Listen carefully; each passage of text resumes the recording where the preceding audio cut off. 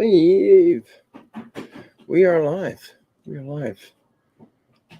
What's wrong with my glasses? All right. Yes, we are live. Can y'all hear me all right?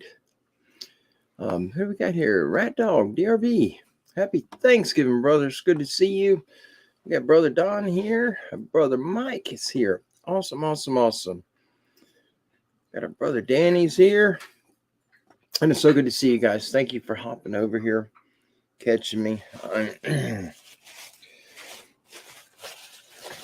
Just to give you a heads up, I've got a broken tooth back here, and it's got infected.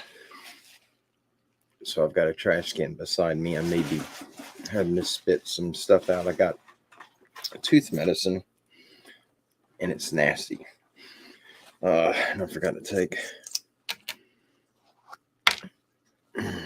my blood pressure medicine, as always. Oh, Audrey made it. Awesome. There's Sugar Britches.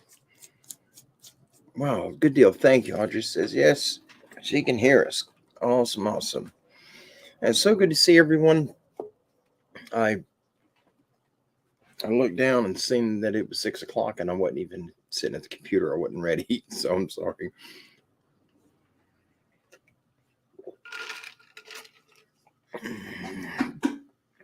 Thank you, Danny. Thank you, brother. Yeah, I've got it. The tooth's been broken for a while. It's not something that just recently happened, but it got infected. And so I'm going to try to be discreet about it. I'm using this Oragel stuff. I don't know if you guys can see it.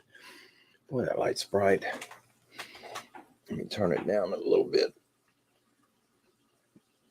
I think that's a little better. I don't know. Maybe it's just the camera.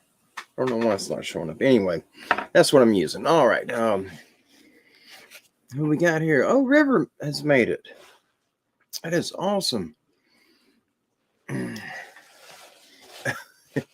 good to see you, River. Thank you so much, brother. And there's my daughter, Makira. Wow, we're off to an amazing start. Thank you all for jumping over here. We got these articles, as you all know, they come from our brother Don Moore, who's in the chat right now. All the thanks goes to him. Stash Man is here, and there's a Long Island Bigfoot. Man, this is going to be a good night. We got the whole family showing up. Amazing. Thank you all for coming. Dundee Wooley's here. Wow. It's going to be a good night.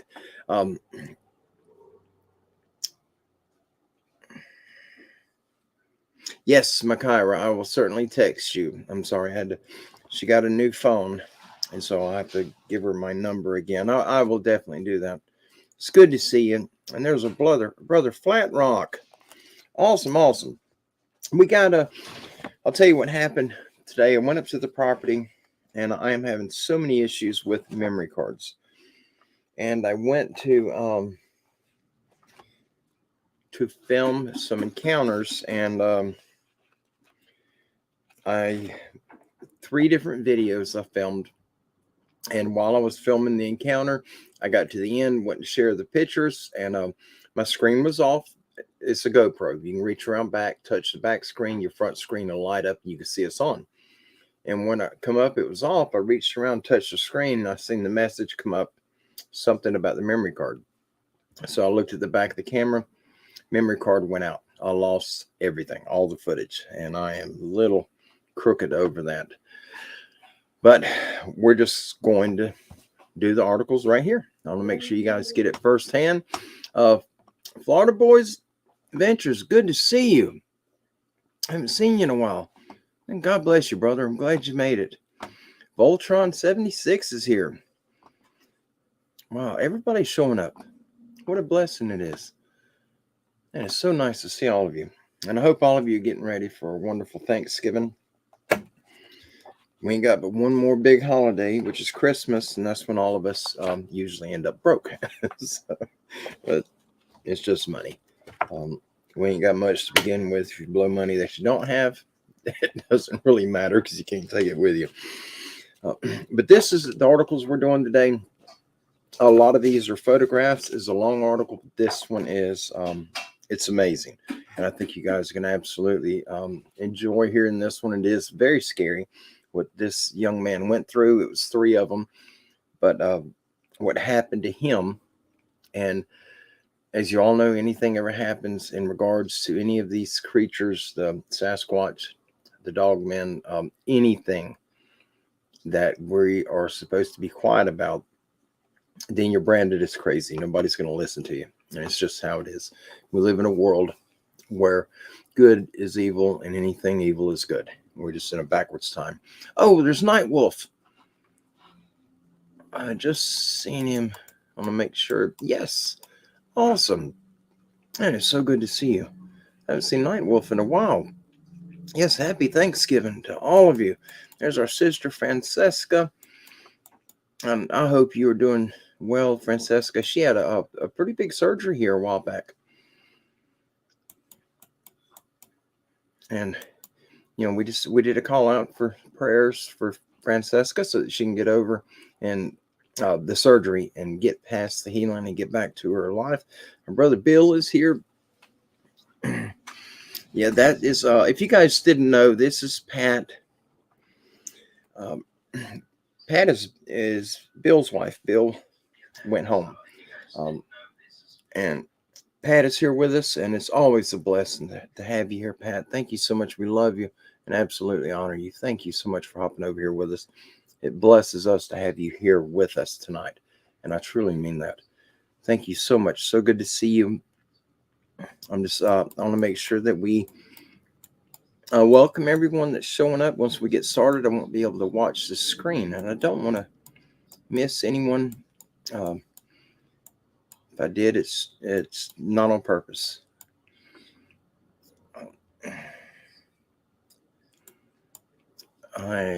It's going a little faster than I can keep up with right now. That's right. I just want to make sure I haven't missed anyone. If I have missed your name, missed welcoming you, please forgive me. It was not intentional. We're in a busy time. This time of the year, I hunt, and I don't do nothing throughout the rest of the year, but hunting season that is my time of the year. That's when I'm out in the woods. We do rely on the meat that I get hunting, and my daughter Makaira, who's here tonight, she grew up with me being in the woods, and she's been in the woods. I have got a wild pig that she shot when she was 8 years old, and it is mounted on my wall in here. And her and her younger sister, Brienne was 6, Makaira was 8, and they both killed. I think Makaira's was 205 pounds, and Brienne's was 200 pounds even. Wild pigs, and they done it on their own, and I got them mounted. My brother Buddy Rich is here. Awesome. It's good to see you, buddy. I've not seen my brother Buddy in quite a while. We got Paradox is here. This is an amazing start, guys. Jean is here, Sister Jean. My wife is here. Sandra's here. I'm trying to go up. As chat's moving pretty darn quick. I want to make sure I haven't missed anyone. I don't think I have. But we've got quite a few articles. I'm probably going to jump around with them. As you guys know, Thanksgiving's in a couple of days. Thanksgiving Day is opening day for general gun season in this part of Florida. And I think it's for the whole state of Florida. I've just seen Deborah somewhere. There she is. Hi, Deborah. And FD is here. First time on the channel. Guess that makes me a virgin. Welcome, FD. You're part of the family, man. Absolutely part of the family. If you're a Miller, you can't be that bad. I'm a Miller. And my wife is too, believe it or not. But welcome. You're absolutely welcome here. We got some amazing articles. FD, if you haven't made any of our shows when we're doing the articles, these articles that I get are sent in from my brother Don Moore. He does the research. A lot of the articles that he sends us, they came from audiophile. He's listened to it, whether it be online or a television show, wherever he's getting them at, and he'll listen to it. And a lot of rewinding and play. And he will, I think it's called transcribe. he'll listen to it, then he'll write the sentence down, and he'll do the entire article that way. And then he'll get it at his computer, he'll type it all out, print it up, and he sends them to me. And there is a ton of work he's putting into these articles. A lot of these articles are very old, date back a lot of them in the 1800s, early 1900s, and I think we've had a few that were even older. But there's been a pile of them, and he has got a ton more. Brother Don works on this constantly. He is dedicated. He is the backbone of what we're doing here at Standing Goats Rescue when it comes to sharing this information, getting it out, bringing awareness of the existence of not only the Bigfoot creatures, but all of these other cryptid type beings. And I'm forever grateful for Don doing that. Thank you so very much. And we've got some good ones we're going to do tonight. I think you guys and gals are going to enjoy it. And I hope you gain something from it. If anything, when you're out in the woods, out in the forest alone, maybe you'll have that thought in your mind. There's a possibility these things could be around, and not go in the woods with earbuds in your ears where you can't listen to your environment. Just be safe. We don't want nothing to happen to none of you. Ida's here. That is fantastic. Ida's is here a lot, actually, and I'm so grateful for that. There's so many of you. Y'all are the structure of what we do here. All of you are the structure to that.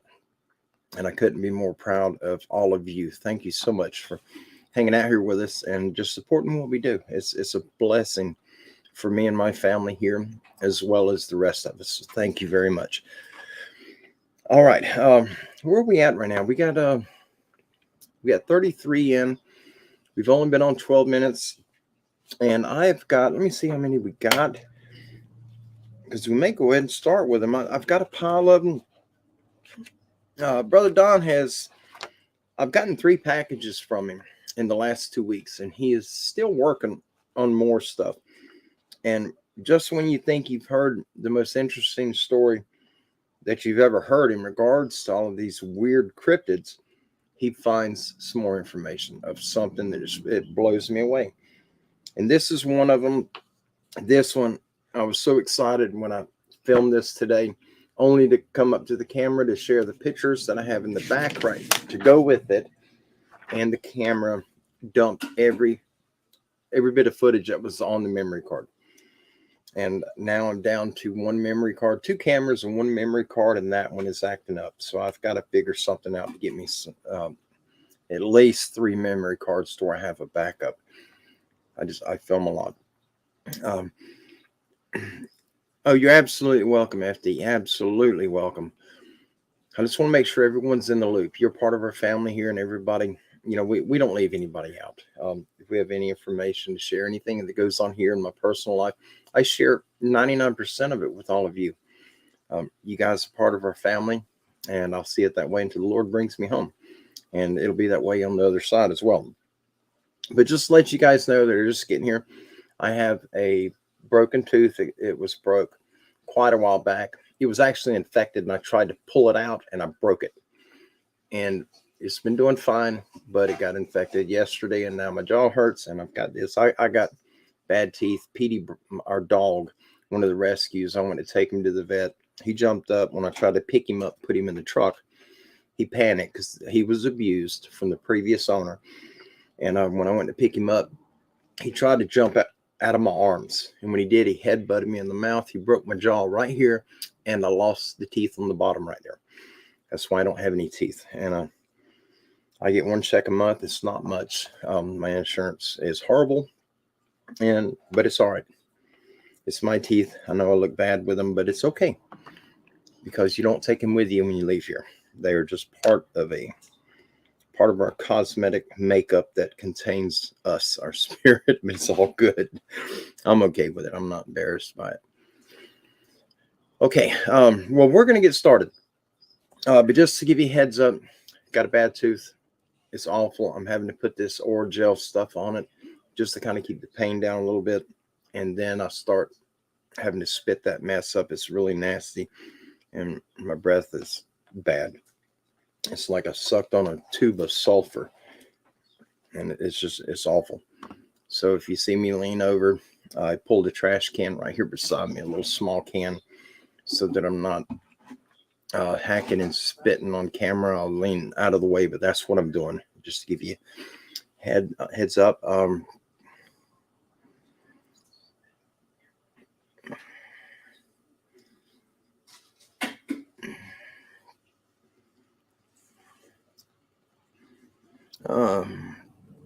Oh, I got you. I got you, Audrey. Okay. I'm sorry, guys. I was reading John Parks. That is Audrey's husband. John and Audrey are wonderful people, and I spoke with them today. But she just let me know that she is on John's phone tonight. That is fantastic. Hopefully you'll be able to hear us. If not, it will be saved. It'll be uploaded on YouTube once we're done. Oh, Christine's here in mid-Michigan woods. Oh, we love you too, Christine. Thank you. Thank you so much. Yes, there's a lot of proof of these beings up there where you're at in Michigan. Absolutely. I think that's one of the heaviest places for the werewolf creatures, the dogmen. Yeah, I don't want a part of Michigan woods. That's okay, Makara. I will text you my number. I don't know if I even have my... I do have my phone. Let me... I think my phone's off. It is off. I will send you a quick text so that you have it. I have my phone turned off. I had to reset it because it wasn't working right a few minutes ago. And then we will get started on these articles. I'm going to do this first one. This was the one I was, when I done it today, where I was at on the property, I was having activity around me, and I was extremely nervous. A lot of loud sounds, a lot of walking sounds, and then some very loud banging on the trees. And I tried to force my way through it, and I did really well. I finished the article to go up to show the pictures, and seen that we didn't get anything saved. And now I've got text messages pouring in right now, but that's okay. Let me I'm going to send this just so Makara has my number. Makara, you have a lot of numbers here. I've got a bunch of numbers for you. I'm just going to send this to her right quick. Well, I don't know what my phone's doing. It's jumping around. There we go. Okay, Makara, I just sent you one of them little picture things. A heart. I mean, I love you. All right. Oh, Gene's here. Awesome. Yes, absolutely, Gene. We got you, brother. He's working, but he'll be listening. Who else we got here? Make sure I haven't missed anybody before we start, because I won't be able to keep an eye on the chat once we get to rolling with them. And this article here, I think you guys are going to find it really amazing. I don't think I missed anyone. And of course, our sister Sandra. Sandra's been with us for a really long time. If you guys didn't know, she was here in the beginning. What a blessing it is to have her and all of you here. We're going to get going with this. All right, this one.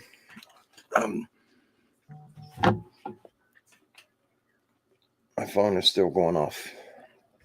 I'm going to set it to where it's not going to make noise, so the microphone will pick up all the vibrating sound. Sorry about that if you could hear it.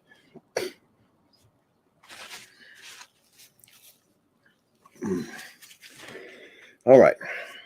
So do you need me to turn off the kitchen light? No, it's fine. I can see that.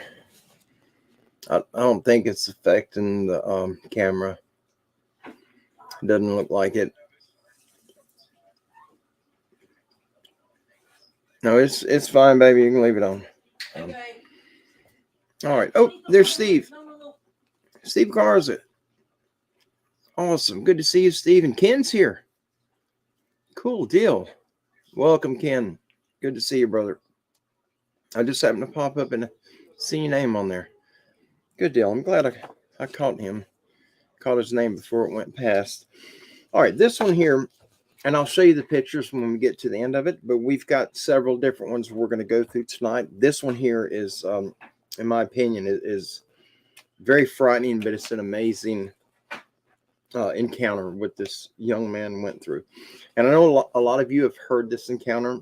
I have heard it once before, but the first time I heard it, there's a lot that's in this one that Brother Don printed up for me that wasn't in the version that I heard. This is by far the best version that I've heard. So we're going to start with it.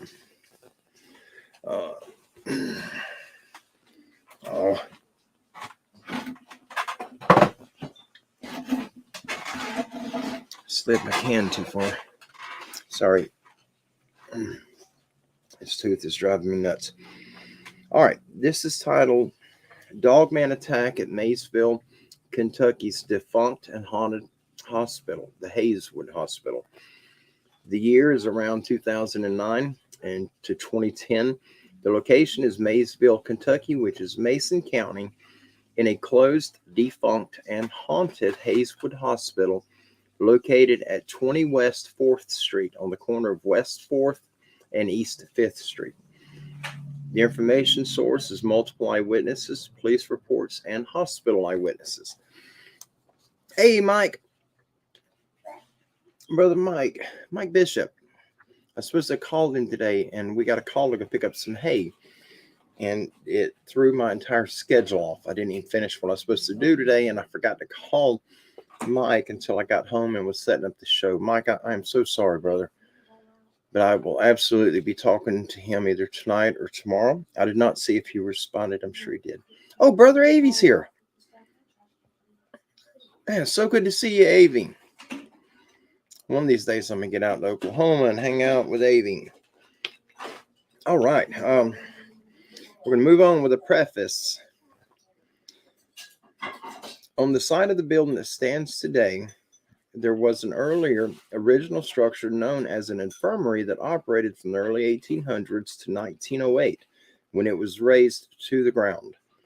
A new replacement structure was built in 1915 into the hillside with a unique layout, and it was first a private girls' school known as Hayeswood Seminary.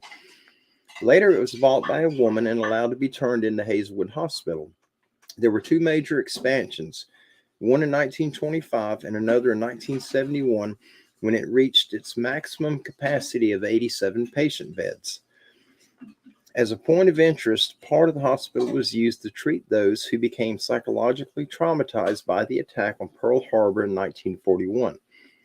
The hospital closed in 1983 due to lack of room for further expansions and the construction of a more modern facility in another part of Maysville. Although the outside and much of the interior facilities resemble an older building and failed to look anything similar to modern medical facilities, the interior's facilities and technology were kept fairly up to date and modern until the hospitals closed in 1983. At one time, the closed and defunct facility was plagued with copper scrappers, yet remnants of old 1983 computer systems could still be found. There was an interior courtyard, a children's ward with drawings on the walls, a rear carport emergency entrance, surgery rooms, and a small morgue in the lower basement level. It had 3 freezers, one body to each freezer. While the trays inside were missing, the bottom part of the freezers could still be rolled out. The freezers were adjacent to the room where the bodies were prepared and autopsies could be performed. Though these rooms had seen the most death, the windows here provided the best view of life of the bustling downtown Maysville. The hospital sits on a steep hillside, and demolition plans were always halted due to a couple of factors: the cost of $2 million for demolition and the unknown environmental impacts on the steep hillside the building sits on, with primary concern for the houses that sit above the building. Would it create an unstable hillside the above houses sit on, leading to a hillslide? It's interesting when listening to this man's near-death escape from an attacking dogman, the area around where this hospital sits. It is built into a hillside overlooking the downtown area. On the other side of the street in front, there are buildings. To one side of the hospital, there is a house with a driveway, and on the other side is a side street where another building is. To the rear is a fairly good-sized patch of woods and bushes with a utility easement. Beyond this patch of woods is streets and houses. Hazelwood Hospital by no means sits in the middle of nowhere, but rather is inner city. It is overgrown and defunct with vines and weeds. If a cryptid used this building as cover or to hunt anything or anyone that ventured inside, then it would probably have entered. Then it probably would have entered from the patch of woods in the rear under the cover of darkness. At the time of this deadly encounter, the entire basement level where the small morgue was had 3 inches of standing water from leaks, broken windows, and open doors. Though this place was not boarded up, and it was not illegal to enter back in 2010, the whole interior of the hospital was very dangerous for anyone venturing inside.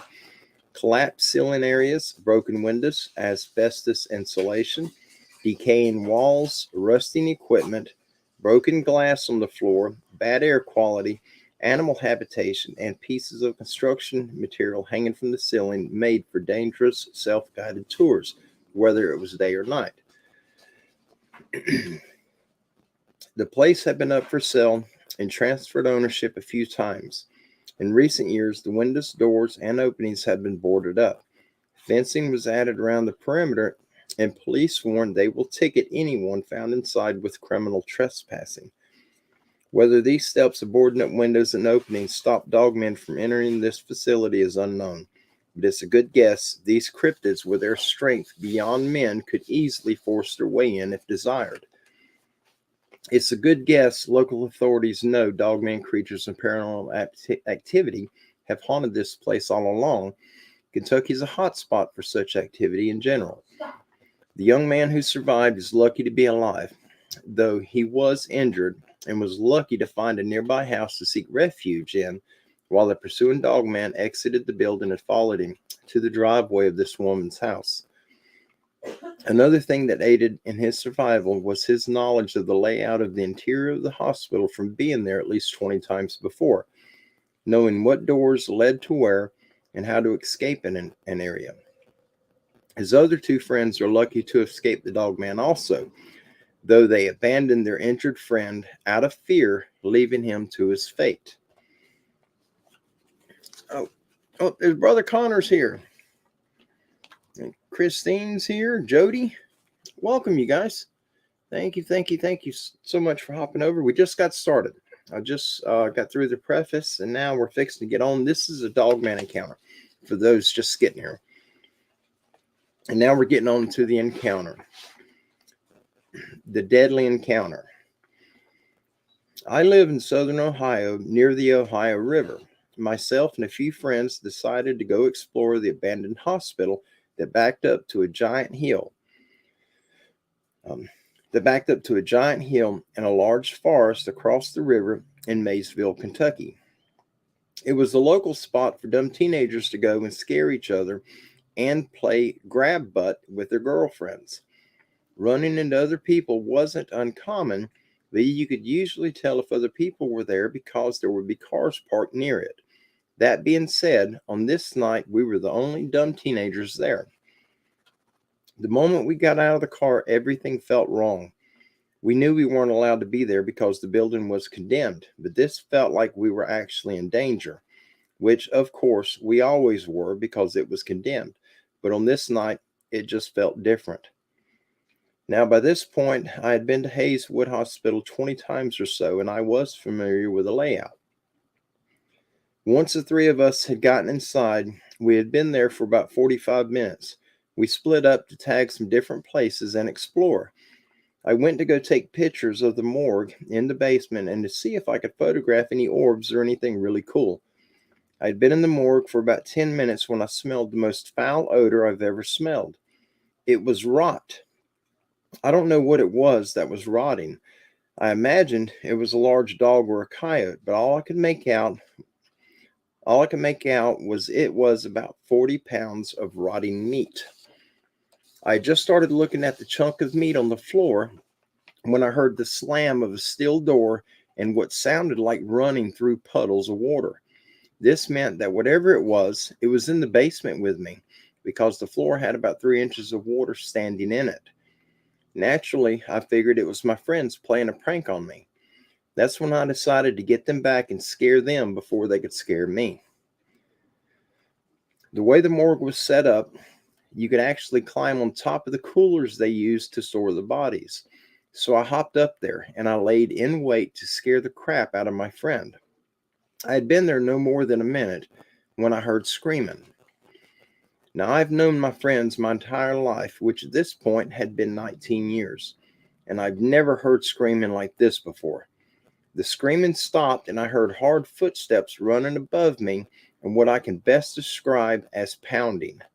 I'd be lying if I said I wasn't freaking out a little, because this wasn't like my friends. It was usually hide behind a corner and jump out and go, gotcha. But this was different. This was dread I was starting to feel. As I continued to lay there, about 5 minutes passed when I heard panting and footsteps in the water on the floor. They were getting closer. That was when I smelled wet dog. But it just wasn't wet dog I was smelling. I was smelling that same rot too. Then another steel door slammed, and I could tell it was the same door I had passed through before I got to the morgue door. The panting was even louder now, and honestly, it sounded more like labored breathing and sniffing. At this point, I'm terrified and trying to slowly back away from the edge of the cooler I'm on so I can slip behind the wall the cooler backs up to and drop into the boiler room next door.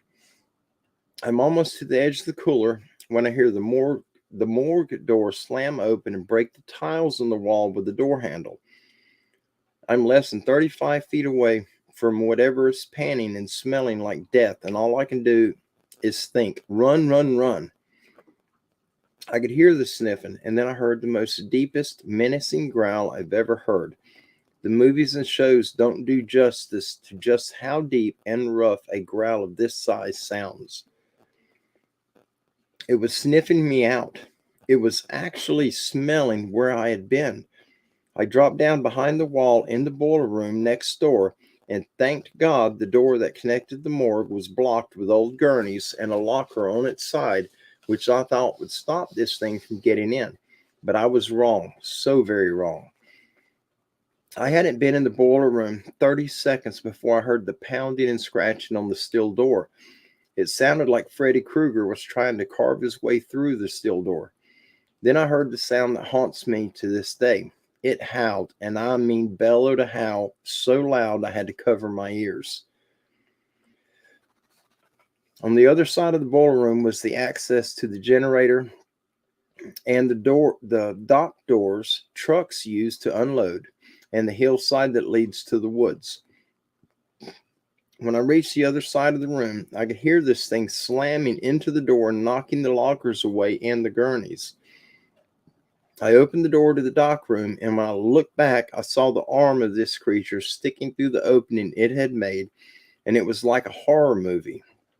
It was a gray and brown mass of fur. It looked like a human arm, but it didn't because the hand was all wrong. The hand had 5 digits, but the claws would have made a bear run in fear. I slammed the door behind me and ran for the dock doors, but they wouldn't budge. I could hear the gurneys overturning and the locker sliding on the floor. It was getting through, and the only thing between me and it now was a single door. I ran to one of the windows by the dock doors and proceeded to bust it out, which mangled my hand from the glass. Then, as I was pulling myself through the window, I heard the door get slammed into, and one of the hinges completely flew off the door and hit the wall. I tumbled out of the window and hit the cold, wet ground. When I stood up, I saw it in the doorway. I'm 6'4" and 250 pounds, not little by any means, and this thing took up the entire doorway, 8 feet tall and 3 feet wide. It was covered head to toe in gray-brown fur. It had a very narrow snout, almost like a Doberman pinscher, and his ears were barely visible because of the doorway. I could tell they were pointing up just like a dog. I couldn't believe what I was seeing. I was completely paralyzed. This thing was staring right into my soul. Then it snarled, and that woke me from my disbelief of what I was seeing. I turned and ran. I ran up the hill to the woods to get around the hospital to get back to the street where the car was parked. I hadn't made it 25 feet when I heard it clawing to get out the window. I knew I would never make it to the car this way. I ran back towards the hospital where the fire escape ladder was. I had used the ladder before to climb to the roof to take pictures of the entire town. I completely skipped the first 3 rungs on the ladder and was now inside the enclosed part of the fire escape. Again, this thing howled, and I could feel waves of pure terror filling my body. My hand was killing me at this point, and I was getting blood on everything. Just as I was reaching the first floor window I could climb into, this thing slammed into the fire escape ladder, knocking me down a couple of rungs. It leaps onto the outside of the fire escape and began clawing at my feet. Just as I reached the window, I felt the pain like nothing I felt before. It had grabbed my leg just above my ankle and yanked, and in doing so, shredded my boot, the end of my jeans, and into my flesh. I was able to pull myself into the first floor window, and I heard it push itself off the fire escape and head back the way it came. I'm now dragging my left leg and trying to keep my right hand inside my hoodie pocket. The entrance we came in from is only 150 feet away from down the main hall and around a left turn. As I'm halfway down the hall, I hear the steel door slamming again. I'm dragging myself down the hall, just trying to stay focused on getting out of this hellhole. Then the howling starts again, and I can hear it getting closer.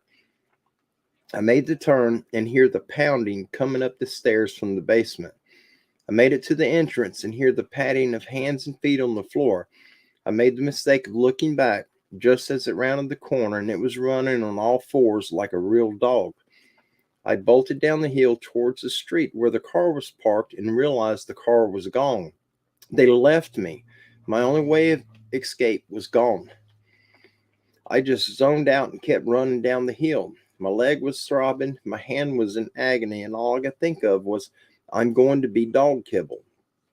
Finally, I made it to the first house I could find, and I ran full force into the door and began pounding on it like a crazy person. Thank God this little old lady was home, because she opened the door and I literally fell inside. Just before I kicked the door closed, I saw this monster standing up on 2 legs at the end of her driveway. I broke down in tears. I didn't know what to do. Luckily, the old lady had called the cops because a crazy person who was bleeding everywhere just fell into her home.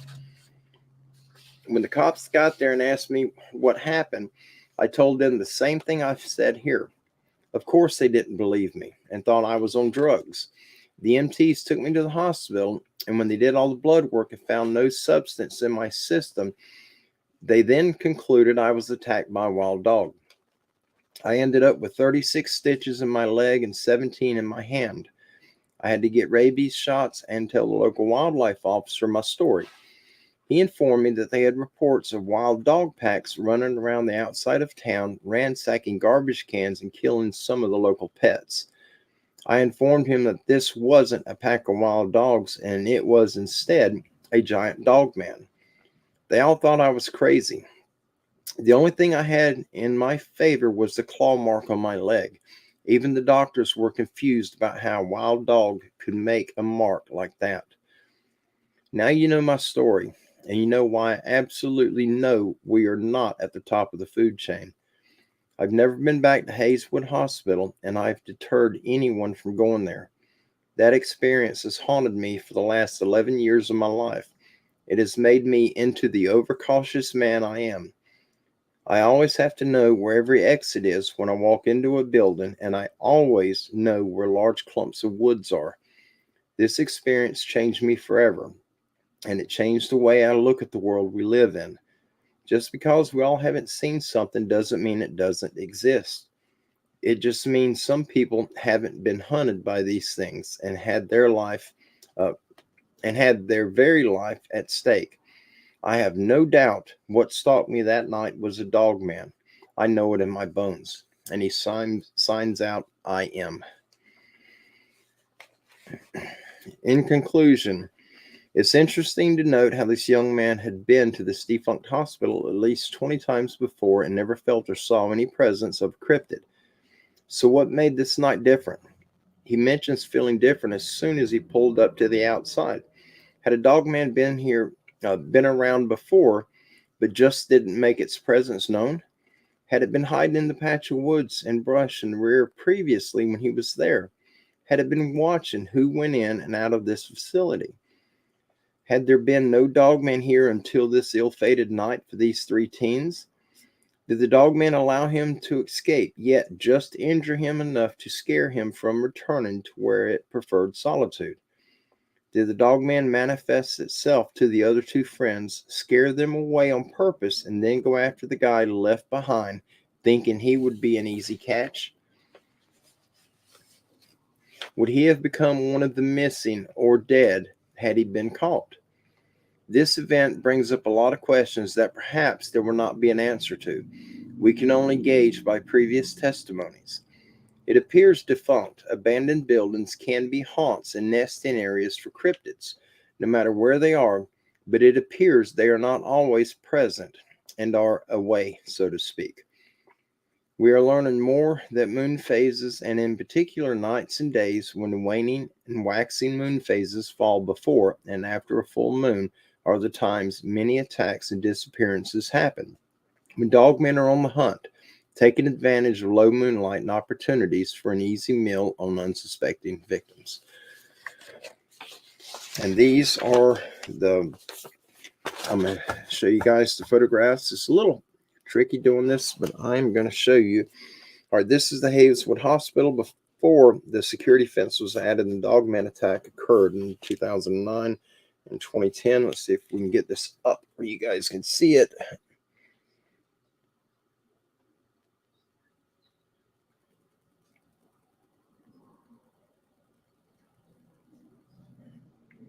That's a freaky looking building right there. That place just looks daunting. And it's got, I think it's 12 photographs here, but we're going to show you all of them. This is the point I got to today when I was trying to film this, and didn't work out so good.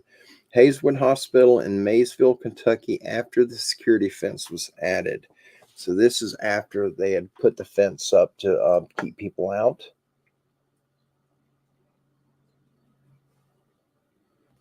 That place just looks scary.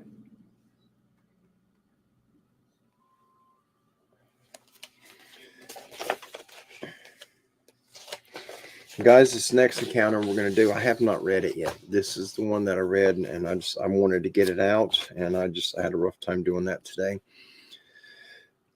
This is the house the guy escaped to, Hayeswood Hospital on West 4th Street in Maysville, Kentucky. Next door is the house where the guy sought refuge when being chased by the dogman.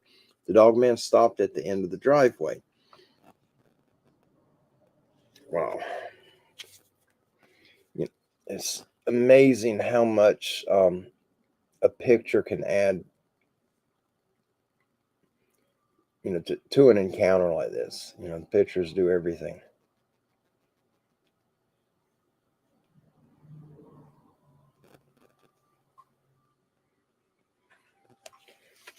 That is a very short driveway for that thing to be standing at the end of the driveway, watching him as he kicked in. Hey, Sharon, Frogman's here too. Awesome. I'm sure I've missed a lot of people. JD's here. What a blessing this is. This is left side entrance, drive to defunct Hayeswood Hospital. There's no way I'd go in a place like that. I'm sorry, but I don't do them type of places. That just looks really scary.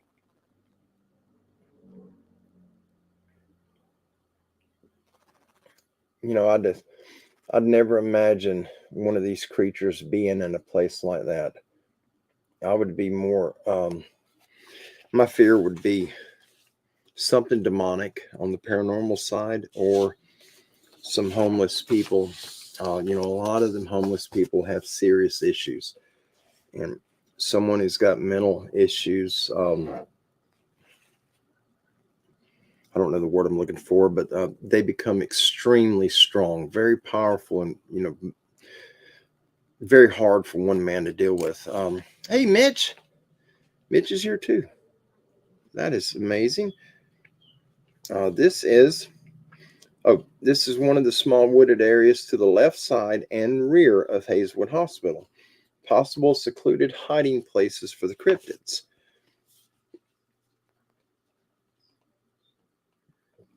I hope there's enough light for you guys to see. It looks all right from here, but I don't know what it looks like from your end. Oh, Wild Man is here. Good to see you, brother. I'm glad you made it. I'm glad all of you made it. If you get the chance, Wild Man, and you guys that are late here, please go back and listen to this whole encounter. If you haven't heard it yet, it is just absolutely amazing. To me personally, I think it's an amazing encounter. Very thankful the man survived. This is the former ER entrance and ambulance carport at Hazelwood Hospital. Building explorers entered this way. Former building explorers, I'm sorry. And he's got arrows showing the direction the former explorers had entered the building.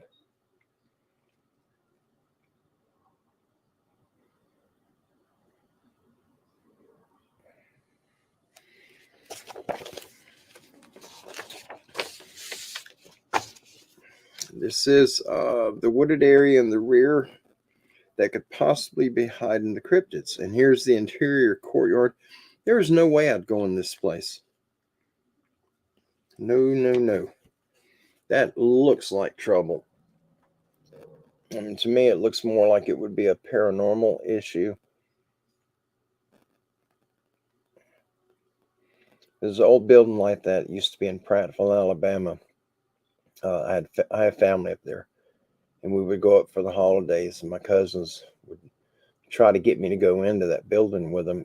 It was much taller than this one, but it had the same style, the same look to it.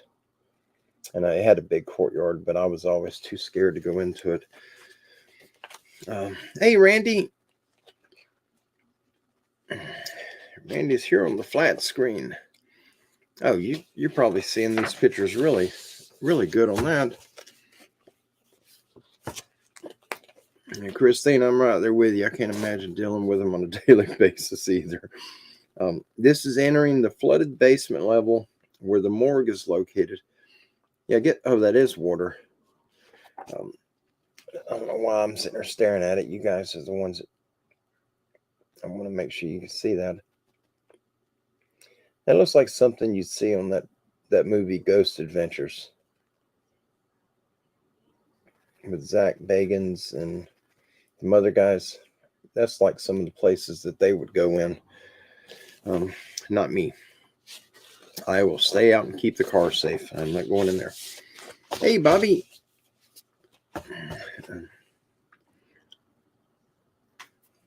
Yeah. Thank you, Gene. A closer look at the hall in the flooded basement level. I look at this hall and imagine if you were in there in the dark at night and had, an 8-foot tall hairy creature with a dog's head trying to hunt you down. That is horrible. There is no way. I don't think I would have escaped if you would have got after me. I lock up, and when something's after me, like in my dreams, you have a nightmare and something's chasing you, I want to run and get away from it, but I don't want to be so far away that I don't know where it is. And that's always my fear in my dreams. And, you outrun it, you don't know where it's at. And creatures like these Dogmen, the Sasquatch, all these other things, they have that ability. The night is their territory. That's their realm. They can see in the dark. They can hunt us through smell. And yeah, I don't want a part of that. All right, this is entering the morgue with the body cooler still in place. It was on top of these coolers the guy sought to hide from the Dogman until he realized he had to slide down the back and run for his life. Oh, wow. Them coolers are small. I thought they were, really big. Yeah, that's, golly, he was right there just about at its level. That thing can't be, higher than 6 foot, I wouldn't imagine. Good gracious. That's frightening. That's really, really frightening.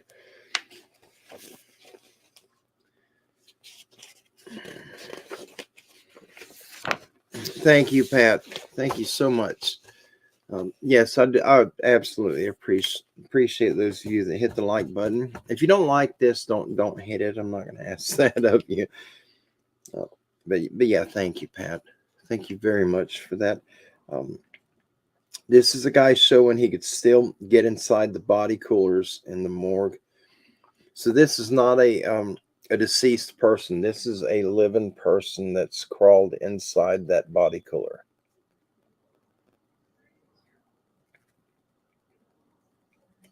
I don't think I could do that either. I guess they're pretty deep. If he's able to land there like that and have plenty of room. But it doesn't seem very tall. And the guy was on top of it. And this thing's coming through, filling up an 8-foot door. Here's the autopsy. I hope y'all aren't hearing my phone buzzing. It's one of the cameras up at the property. And we got a little deer that comes in every night. He comes in 3 times a day. And I went up yesterday and I put some more food out for him. It's a baby. I think somebody's killed his mama. All right, this is the existing autopsy sink. This is in the morgue of the Hayeswood Hospital. See if I can get it up where you guys can. I don't know if is the wording backwards to you all. When I look at it on screen on my end, it's showing backwards. I don't know if it's correct to watch it from a different screen. I'm not sure. Okay, that's it on the pictures for that one. An amazing encounter. Thank you, Brother Don, for sending this one. Definitely not something that I want to get involved with. Not these creatures. All right, I'm going to move this one to the side. Let me put it in the back, and we're going to get on to some others. We got some other really good ones. And oh, thank you, Don. Wording is right. Good deal. Here we go. This one here, let me see how many pictures are with it, because I will be sharing the pictures with you also. We are going to be all over the place with this. I just want to, I'm not going to be able to do this, I don't think, tomorrow night, because I have to be up extremely early on Thanksgiving Day. We're going hunting, and I'll be going muzzleload hunting. So you guys know I don't do rifle or shotgun. It's just muzzleloader and archery. But I've got to be up really early to meet Chris and his stepdad, Daniel, and we're going to go try to get us a deer. All right, this one, let me see how many pictures we got. We got quite a few with this one. Good deal. Good deal. All right, we'll do a couple more if you guys are all right with it. And then if you have anything that you'd like to share with the rest of us that you would like me to put up on the screen, or if you have any questions or anything at that point, then after we'll do a couple more encounters, and then we'll open it up for questions or comments or concerns. And just please, if you have something to share, please put it in caps. My eyes aren't very good. I can read the comments, but when you see the caps, you're kind of drawn to them right away instead of the regular writing. And it's not to be disrespectful and ignore anybody. It's just, it is what it is. It's easier to see in caps. All right, this one, many of you are familiar with this creature. I've heard the name. I'm not sure what it is.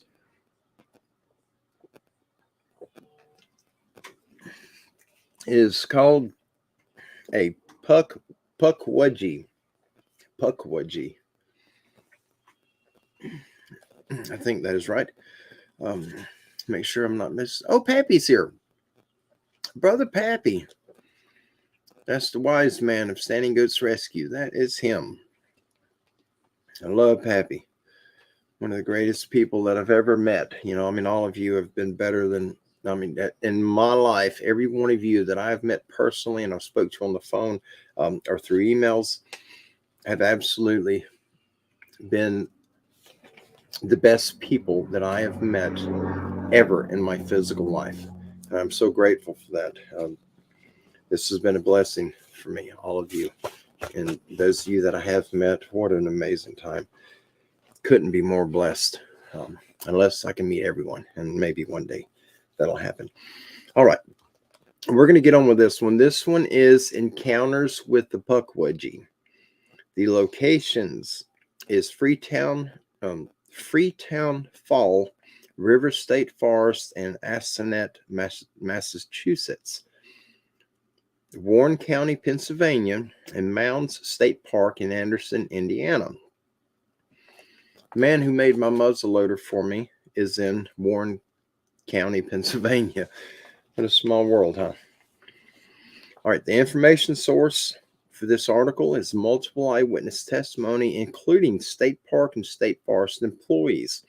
Christopher Balzano's book, Dark Woods, Cults, Crime, and the Paranormal in Freetown State Forest, and the Wampanoag Tribe's Oral History Tradition.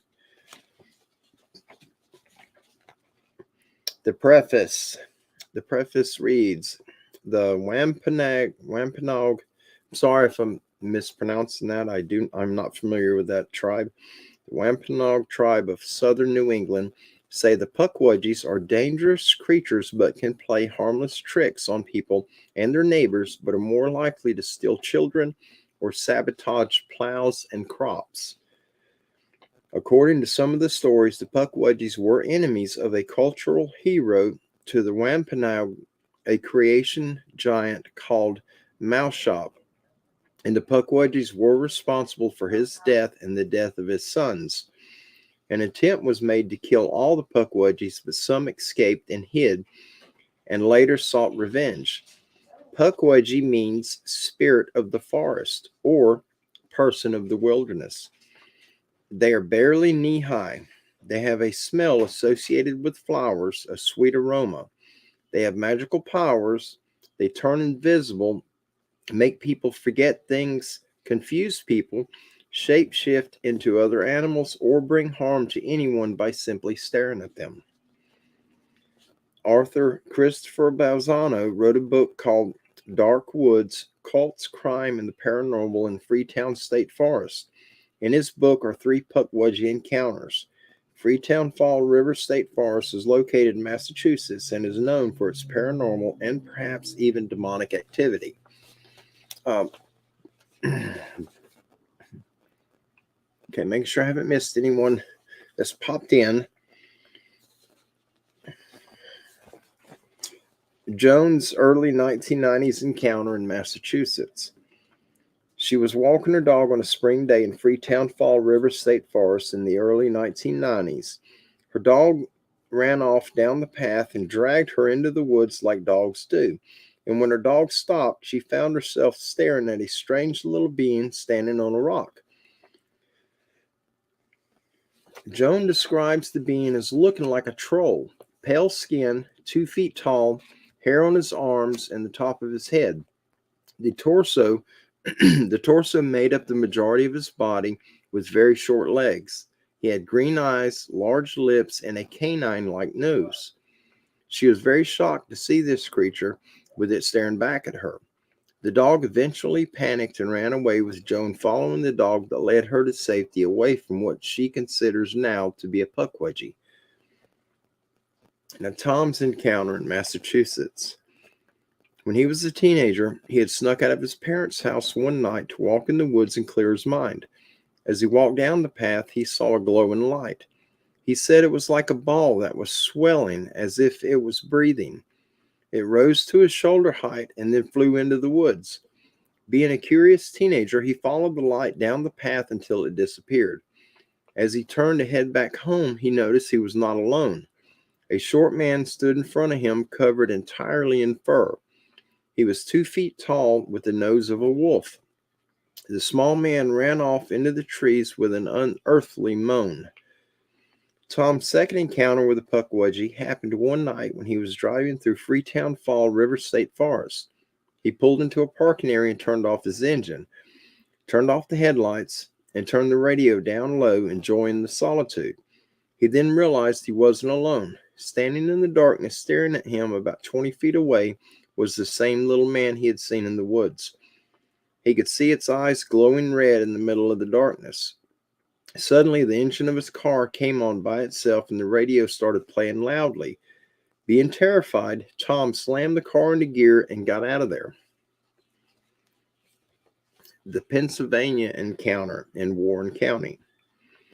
I live in Pennsylvania, and my house is built on old Seneca Indian tribal ground in Warren County.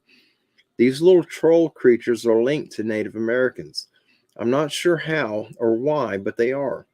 I know for a fact natives used to live here because as a kid, I found odd-shaped stones like hammers in the creek behind my house and arrowheads in the cornfield up the road. Me and some friends would go up there and loosen up the soil to find them. I always felt like I was being watched in my house, and especially when outside. I've been in a constant state of paranoia ever since the age of 6 and have learned to accept it now. As a child, I don't remember much, but here's what I do remember happening. We would often camp in the backyard in tents for slumber parties and things. One night, we had just got done having marshmallows over the fire and it was time to go to sleep. As we approached the tent to go inside, we see a whole pack of these ugly gremlin-like things run out of our tent. They had gray skin, long hair, and butt naked. They walked and ran upright, just like you and I. It was just me and my friend. That saw them. The others walking behind us didn't see them. They laughed at us when we told them what we had just seen, and I was around 9 years old. That was not the last time I saw them. The next time I was about 11 years old on a Christmas Eve. That night I had decided to sleep downstairs and not in my room, which because of a plugged furnace vent, it was too cold in there. As I was falling asleep, I heard something coming from the kitchen pantry. It sounded like two things whispering back and forth. I was alone and scared. The room I was in was creepy enough with a huge window facing the woods outside with no curtain covering it. I sat up quick, wide awake, with hair on my neck standing straight up. I was shocked to see what I was witnessing. It was real quiet and everyone was asleep, so I know it wasn't my parents or my older sister messing with me. It seemed there were two options. Go investigate or run upstairs to Mom like a coward. So I got up with my knees shaking and entered the hallway to get to the kitchen and remained very silent. I could still hear this chattering as I approached the kitchen. When I opened the kitchen door, all the pots and pans hanging started falling left and right. I ran over to the pantry and flipped on the light, screaming like a crazy person to scare anything there, and there they were. Those little trolls, 2 of them this time. The pantry was long and went partially under the staircase, and there was a tiny dark opening between the shelves, and that's where they ran into. I could barely see them, but I did. I ended up running upstairs to tell my mom like a coward. I haven't seen any for years now, and I'm thinking about trying to lure one out since I've been thinking about it more. That's how it happened when I was younger. The more I thought about it, the more of a chance I would have to see them. The Indiana encounter, Mounds State Park. Indiana can be a boring place, a typical Midwestern state with corn, cows, farms, and cities with suburbs. There are not many urban legends from this state. I was born and raised in Indiana, and those thoughts held true for me concerning no urban legends here until recently. I'm educated, skeptical, and not a believer in the paranormal. What happened to me has kept me up at night, and I can't keep it to myself anymore. In college, I worked for the Department of Natural Resources in the summer as a night security guard. The job was easy. I would drive around the park at night on patrols, respond to calls from campers, and sit at the front gate and surf the internet on slow nights. Along with me there was a night gatekeeper as well. His job was simple: make sure no vandals got in and no unruly campers. At 10 p.m., the front gate was locked up along with all facilities, and no cars were allowed in or out without a camping pass. The park I worked at was called Mound State Park. This park was home to 10 mounds that were used by Native Americans for ceremonies and burials. These mounds date back to 160 BC and had been very sacred to the tribes that had called this area home. The first time I became aware of some of the park's legends was after being there a week or two, and I was told by the night gatekeeper named Carol, a retired teacher who worked there in the summer, to make some extra cash. She would always give me advice of the best route to do my patrols. She was great to have a conversation with. One conversation sticks out, though.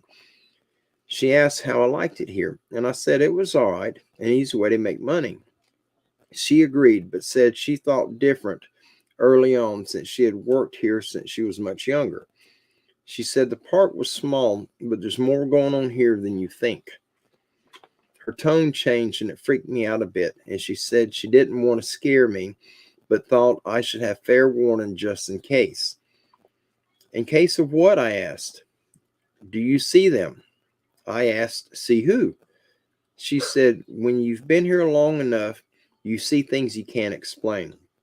She said she used to be the night security guard, and back in 1996, there was a severe thunderstorm that came through.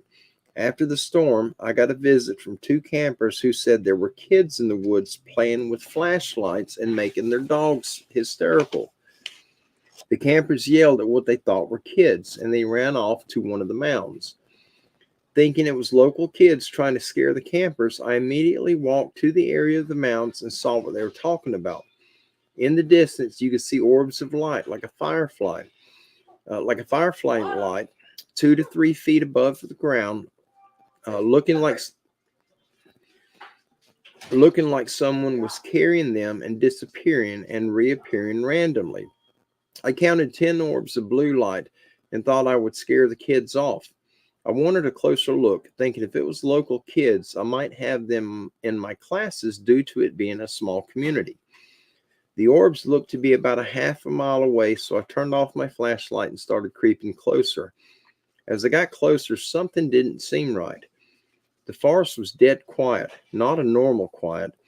I expected to hear giggles or footsteps from the kids, but I heard neither.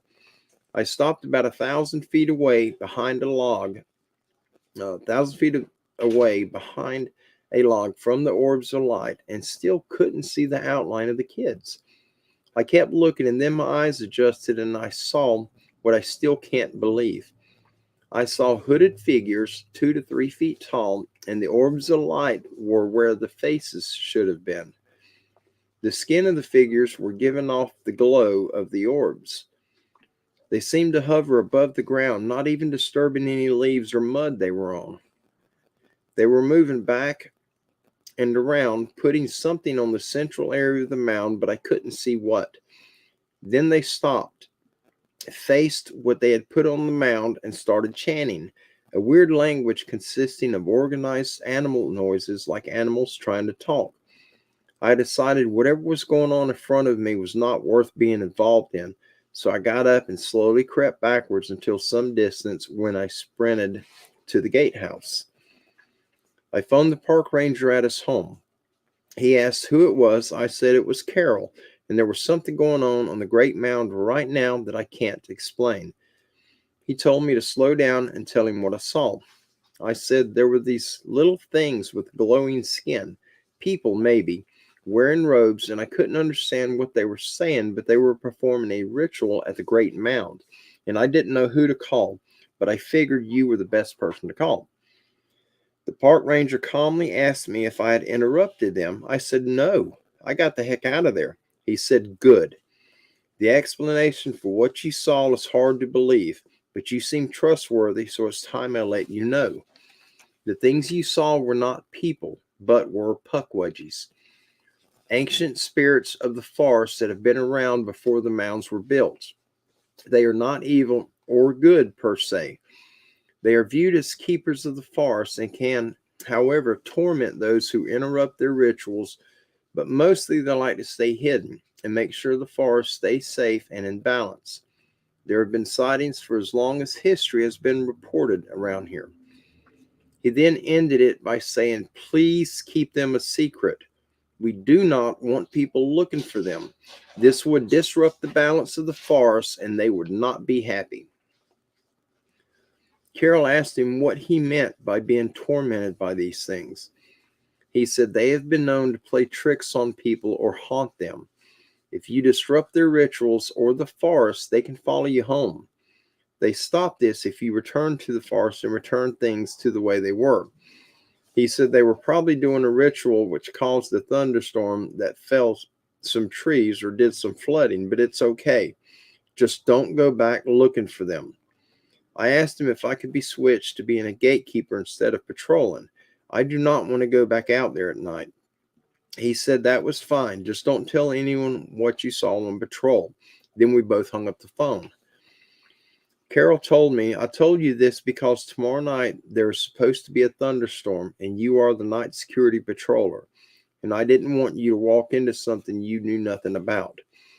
I appreciated her concern, but now I thought the only friend I had on this job was crazy. I thanked her and said I would stay away from any weird calls. Sure enough, the next day at 5 p.m., there was a severe thunderstorm with tornado sirens going off and funnel clouds had been spotted. I arrived at the park at 8 p.m. and the power was off. Carol had the night off and some new guy was working the gate. I stopped at the gate and talked to Steve, a college kid who seemed nice, and asked if there had been any incidences in the park. He said no, everyone had left the campground due to the storms and flooding to stay safe. I felt happy. No campers to report problems meant a drama-free night. I patrolled and saw nothing unusual except for a few downed trees and flooding. Then the park ranger called the gatehouse phone and told Steve he had lost his keys out by the Great Mound bathrooms when he was hurrying to clip them to his belt before the thunderstorm hit, and asked us to go by the bathrooms and get them, as that was the only place they could be, and we need to get them before anyone comes to the park tomorrow. I thought, great, so I drove out to the Great Mound and got out. It was darker than normal due to the power being out. I shined my flashlight all around the bathrooms and saw nothing, but then I saw something shining inside the Great Mound in the middle. I walked over to see what it was and shined my flashlight in the middle to see an altar of sorts with the keys in the middle. On this shrine was a deer skull with antlers, some feathers attached to a stick figure, and all of it tied together with some vines and some rocks with the keys below all of this. Just someone being funny, I told myself. Just get the keys and get the heck out of here. My flashlight then went dead, like the new batteries had been drained, which was impossible. Then a glow illuminated from behind me, and then another glow to the left, right, and then all around me. I looked up and saw the Puckwudgies all standing there atop the outer ring of the mound. Hoods, pointed ears, pointed noses, black eyes, glowing bluish-gray skin, tiny hands. And they stood there staring at me and pointing. I said, "I need the keys. They will help keep the park safe," and I took the keys. They continued to point, so I backed away and started sprinting for the truck, and I looked back, but they did not follow. They looked in the center of the shrine, then looked up at me. I got inside the truck, and it wouldn't start.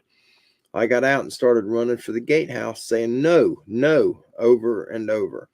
They just stood there looking at me as I ran. Reaching the gatehouse, I burst inside, and Steve asked me if everything was all right. I said I got the keys, and I saw some coyotes on the mound, and then my truck wouldn't start, so I panicked and ran here. Steve said, "Okay, well, I'm glad you got the keys back." I waited till morning in the gatehouse till the park ranger arrived and told him what happened.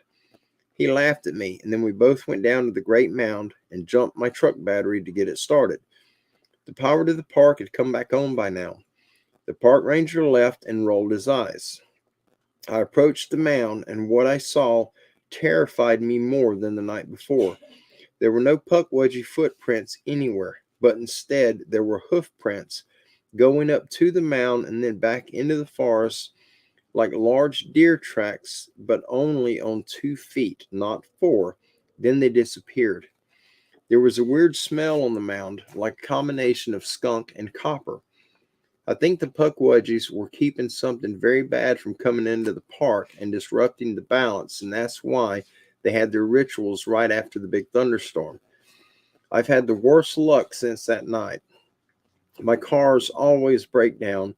My hard drives go bad. Things go missing. Deep in my soul, I know I'm being punished for disrupting their ritual that night to prevent something bad from being unleashed.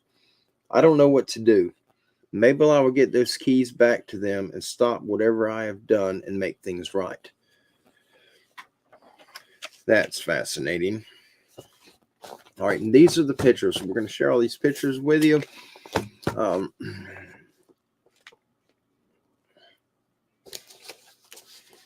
right, this is the Massachusetts Triangle, which is a hotbed for Puckwudgie and paranormal encounters.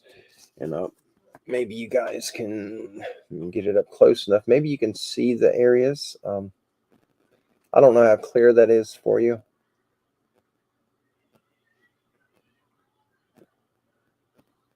I have not heard of the Massachusetts Triangle, but it seems like there are these triangles in all over North America, all over the continent. And there's always strange stuff in all of these triangles. This is Freetown Fall River State Forest in Massachusetts. Oh, how pretty. Really, really beautiful area. There's so many places that I've never heard of that I would love to see. That is really pretty there. I guess that's those mounds.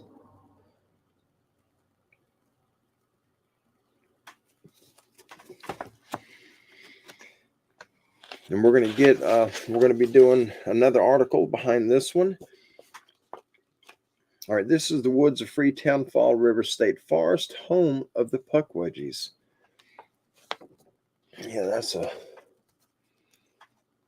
that almost looks like a mystical forest, doesn't it?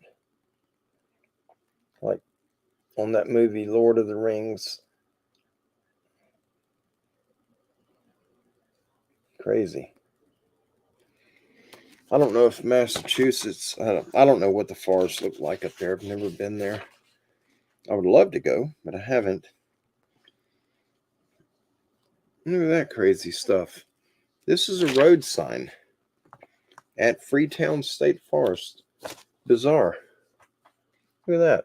Puckwudgie Crossing. Isn't that crazy?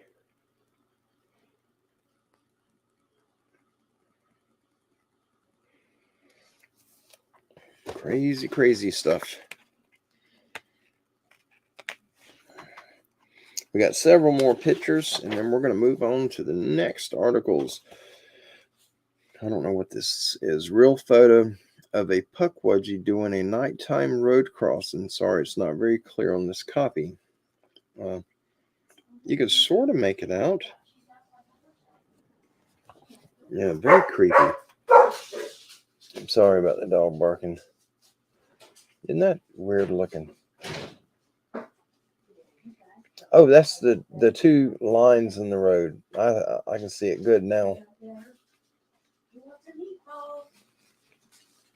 Guys, I don't know. If I run into something like that in the woods, I would probably make a very bad mistake and shoot it if I felt threatened.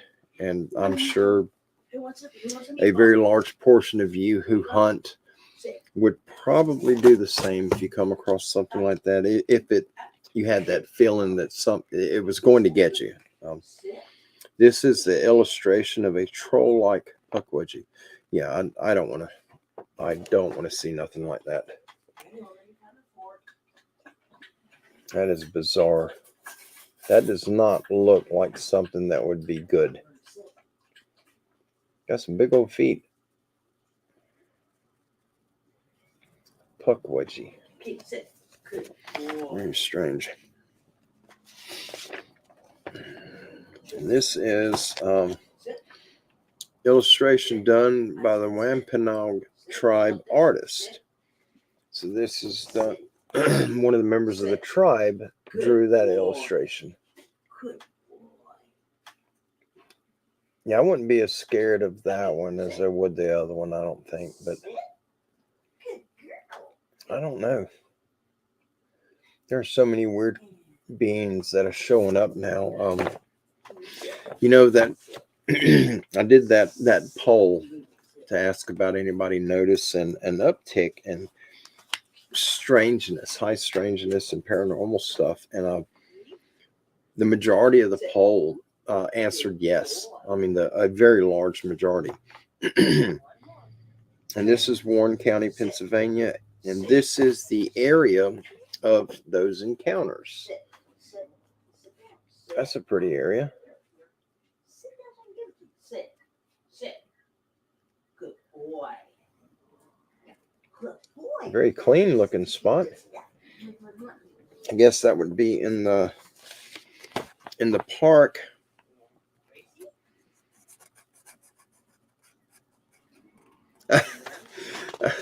I see you, Harvey. I just seen Puckwudgie in the chat. It's brother Harvey Weinstein. That's too funny. Yeah. Michael says leprechaun relative. Yeah, that's what I was thinking. This is the entrance to the Mound State Park in Anderson, Indiana. The gatehouse where the park security guard ran after taking a set of keys that the Puckwudgies were using in a ceremony. So this is the actual state park. Isn't that cool? You know, these places look so just docile. They got such a calm feel to them when you're seeing the pictures of them. And, you know, that's like the state park. Our brother Connor, Bigfoot Anon, travels to a lot over there, that Torreya State Park. There is some insane activity at that park. And it's beautiful when you pull up on it. It is so pretty, even after the hurricane.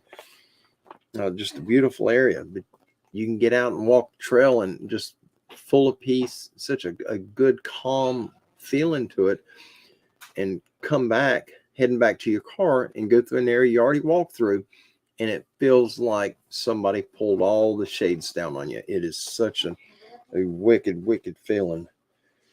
This is an aerial view of the Great Mound where the Puckwudgies were encountered at Mound State Park. Oh, that's a big place.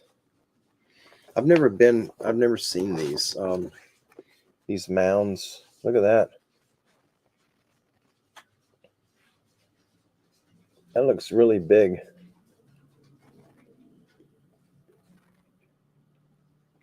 I guess the mounds are an underground structure, maybe? I don't know.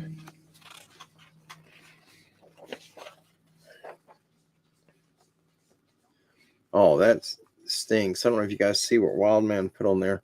There's a lot of high strangeness in the part of South Carolina where I live in York County because the city is building on top of Native American burial grounds.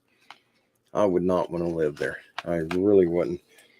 You know, there's so much to the afterlife, so much we don't know, and you start messing with them sacred sites, bad things happen. This is approaching the Great Mound. I would love to go and see this place, but not camp there. Go during the daytime.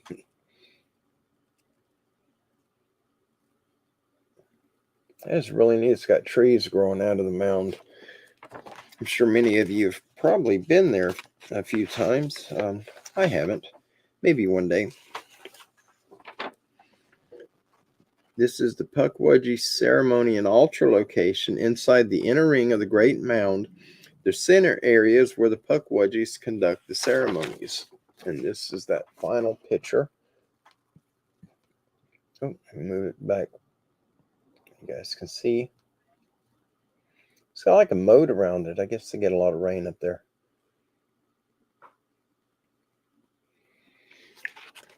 Very cool.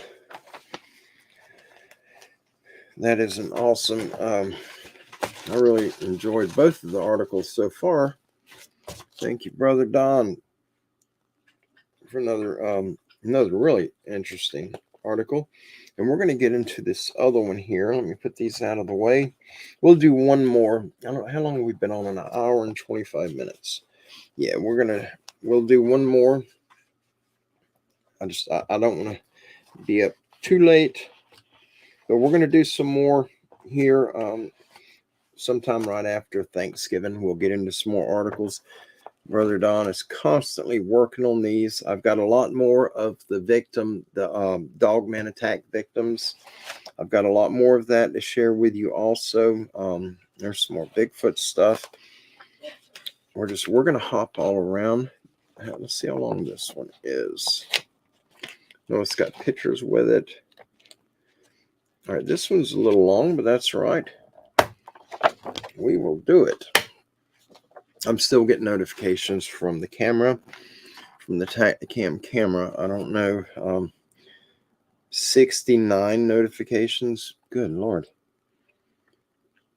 Let me see what we got going on. It's deer, doe. We got a doe up in there. A doe and a baby.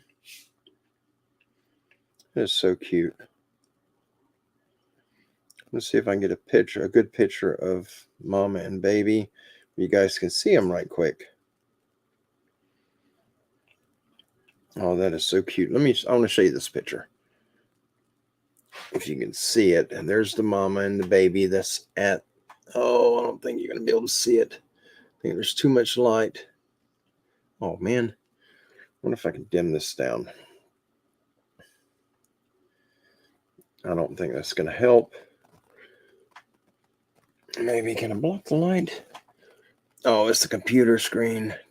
Oh, well, there it is. You can kind of see it. See the mom and the baby up there on it? They're in there right now at the bait piles where we're feeding the mamas and babies. There's several mamas in there. There's 4 mamas in there. Oh, there's a pile of deer and there's 6. Good deal. We've been getting a lot of coyotes, getting rabbits, getting a little bit of everything. All right. Didn't mean to get off course there. All right. This one, we have 11 photos. And this is sort of on the lines of Little People. We're going to do this article. We'll go through the photos and then we'll open it up for questions, comments, concerns, or anything you want to share. All right, guys, and then we will shut her down after that. This is titled The Little People of the Forest According to the Mohegan and Cherokee Tribes. The information sources is the Mohegan Tribe of Connecticut Oral History and David Ferris, a Native American researcher of the Cherokee Tribe of Oklahoma. The preface reads, cultures from around the world tell about small humanoids with magical powers. Gnomes, fairies, elves, and hobgoblins share similarities with Little People tales of the North American natives. However, the Little People are believed by many of these native people to be more than myth or legend, and especially so to men who are powerless without their guidance. In this article, we will concentrate on 2 North American tribes, the Mohegan Tribe of Connecticut and the Cherokee Tribe of Oklahoma, relocated and originally from North Carolina. The Mohegan Tribe's Little People, the Makiawisug.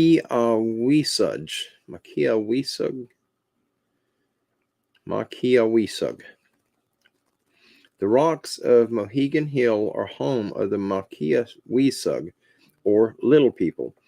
After nightfall, the call of the whippoorwill signals their arrival. They are good spirits, but the Mohegans know they must be treated with respect according to tradition. It is important to leave baskets of food such as corn cakes and berries or even meat in the woods for them. Wearing moccasin flowers for shoes, they gather the gifts at night. In fact, Makiawisug means whippoorwill moccasins. They have their own rules of etiquette. Those who see the little people should not look directly at them. They think it's rude. If they catch you staring, they might point a finger at you, rooting you to the ground while they take your belongings. Another rule is don't speak of them in the summer when they are most active. But in return for kindness, they taught the Mohegan people how to grow corn and use healing plants. They keep the earth well and grant favors for those who honor their ways. When the English settlers came and disrupted the traditional way of the Mohegan life, many forgot to help the Makiawisug. As a result, many Mohegans and Makiawisug fell ill. At this time of bad spirits, there lived a medicine woman. One night during a terrible storm, she heard the whippoorwill. When she looked outside, the bird wasn't to be found, but a small boy stood in the rain on her doorstep. It turned out he was a grown Makiawisug named Wiegand, who told her to come help someone who was sick. Though the storm was fierce, he led her through the woods a long way. Suddenly the storm seemed to stop as they began to descend into the ground. They were in the realm of the little people. Wiegand led her to a beehive chamber of rocks. Inside, a very old woman lay in her bed, very ill.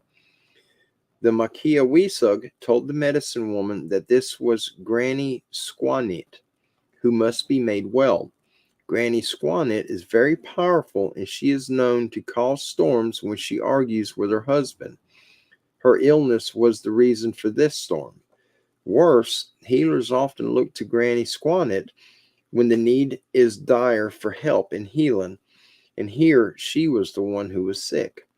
The medicine woman treated Granny Squanit for nearly a moon before she got better. In return for restoring Granny Squanit's health, the Makiawisug gave the medicine woman a basket of gifts and told her to remember them. She was blindfolded and taken home.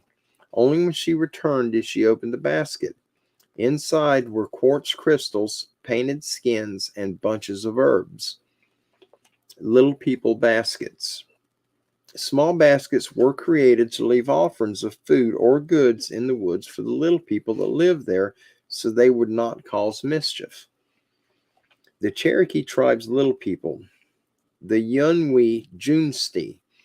James Mooney, in Myths of the Cherokee, published in the 19th Annual Report of the Bureau of American Ethnology, 1897 to 1898, describes these little people as hardly reaching up to a man's knee, but well-shaped and handsome with long hair falling almost to the ground.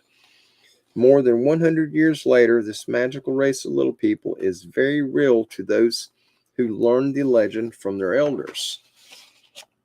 Much of Mooney's research involved the Cherokee from their original homeland of North Carolina. He learned that due to forced migration, the Cherokee of Oklahoma became estranged from their original customs and beliefs. Traditions handed down throughout generations became tainted by the white man's education and culture.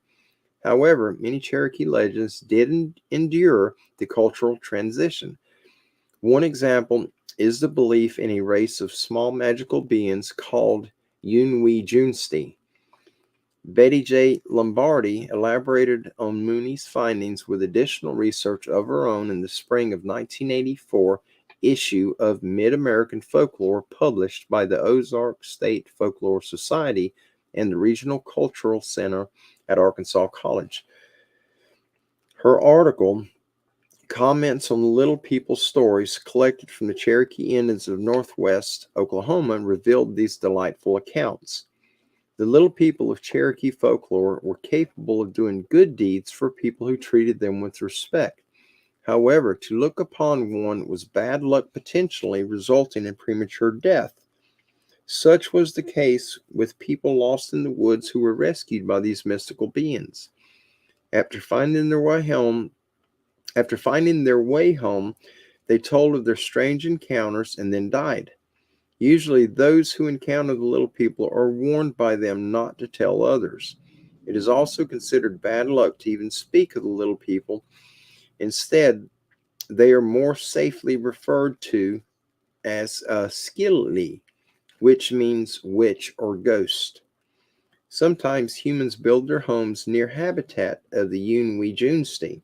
It is important to leave food for them and not to block any of their paths.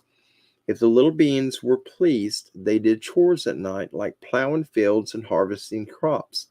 Sometimes the people in the house hear the work being done, but know not to look outside. Lombardi also found contradictory stories about humans who owned little people experiencing no ill effects. She recounts a tale from an 81-year-old man named Henry Swing who swore his belief in these beings. He said he knew Wilson Angle, who kept two of them, a boy and a girl, to protect his property from being stolen. Swing said Angle kept them in stone milk jars out east of his house and fed them nothing but straight water cornbread. When their host passed away, the pair went to live with another Indian named Buster Stone, who lived in the same neighborhood. The little people are also known to attach themselves to certain areas. This was the case with a 90-year-old woman considered a witch or medicine doctor. She claimed that the tiny beings made a path to the west side of her house. They used to come nightly to her house for food until a water line was installed blocking their path and putting an end to their visits. This story illustrates one consistent aspect of the little people legend that crosses tribal cultures: their association with medicine men and other people of a spiritual nature. The Cherokee tell of how their ancestors were accompanied by the little people along the Trail of Tears. In 1838, the Cherokee people were forced to leave their home in Georgia and travel to a foreign territory now called Oklahoma. The Junwee served as protectors and comforters during this tragic event in American history. Before the tribe migrated, they were given the gift of everlasting fire. During months on the trail, through wind, snow, and rain, the little people kept the fire safely burning. According to Cherokee legend, the little people continue to protect the fire that still burns today. A strange article appeared in the 1976 winter issue of Oklahoma Today magazine about the little people in Oklahoma, complete with a photograph of one of the creatures. This eerie tale of medicine men and spirit guides comes from the Yellow Hills east of Ardmore, Oklahoma. Howard Meredith wrote an article for the Oklahoma Scrapbook section of the magazine entitled Conocalshaw after receiving a letter from a columnist for the Daily Ardmorite named Mac McGalliard. The letter was in reference to a photo McGalliard had been shown by a friend from the Yellow Hills named Buster Ned, a full-blooded Choctaw. Ned was chairman of the Choctaw Chickasaw Heritage Preservation Committee. He told McGalliard, "I want you to see this picture. You have Choctaw blood. This is part of your Choctaw heritage, and I want you to see. You won't laugh? You will believe?" McGalliard replied, "I will not laugh as you say. I have Choctaw blood. I am a believer." The photo showed a Choctaw medicine man named Uncle Billy Washington, who came from Mississippi to Oklahoma during the early days of Indian Territory. Excuse me. He became a valued resident to the people of the Yellow Hills, ministering to them and collecting herbs in the woods to make his medicines. Pardon me. In the bottom left corner of the photo stood a small, strange entity. The Choctaw people knew the medicine men were aided by leprechaun-like beings who led doctors to various herbs needed to cure the ailing. These spiritual beings were known to the Choctaw people as Conocalshaws. Only the medicine men could see these special beings who appeared to all others as glowing lights. Uncle Billy's family did not have a single photo of him. He was convinced to travel to Ardmore, Oklahoma to have his portrait taken. To stage the photo, the photographer had him stand next to a small bare table. The developed photo showed a strange small creature standing on the table unseen when the picture was taken. To the Choctaw people, this was proof of the Kalnakasha who served Uncle Billy. Uncle Billy died in 1930. The Kalnakasha, as legend tells us, do not die but continue to roam the area. On dark nights near the doctor's former home, a glowing light can be seen searching the yellow hills for another Indian to serve. The Plains Indians told of battles with hostile pygmy tribes. The Cheyenne referred to them as knee-high demons. Legend also suggests that they fed on humans. The Shoshone called them Nimirigar, meaning people eater, and to the Arapaho, tiny people eaters. Certain places became known as the habitat of the little people. Wyoming is a state rich in little people lore. The April 1978 issue of Argosy magazine featured an article entitled The Mystery of the Dwarf Demons, which mentioned a Casper, Wyoming attorney who found a mummy measuring 20 inches in height. Others in the area claimed to have come into possession of pygmy mummies and skulls. In many cases involving anomalous artifacts, the relics were barely examined by scientists and are usually dismissed as hoaxes. However, the case of the Pedro Mountain mummy is an exception to that rule.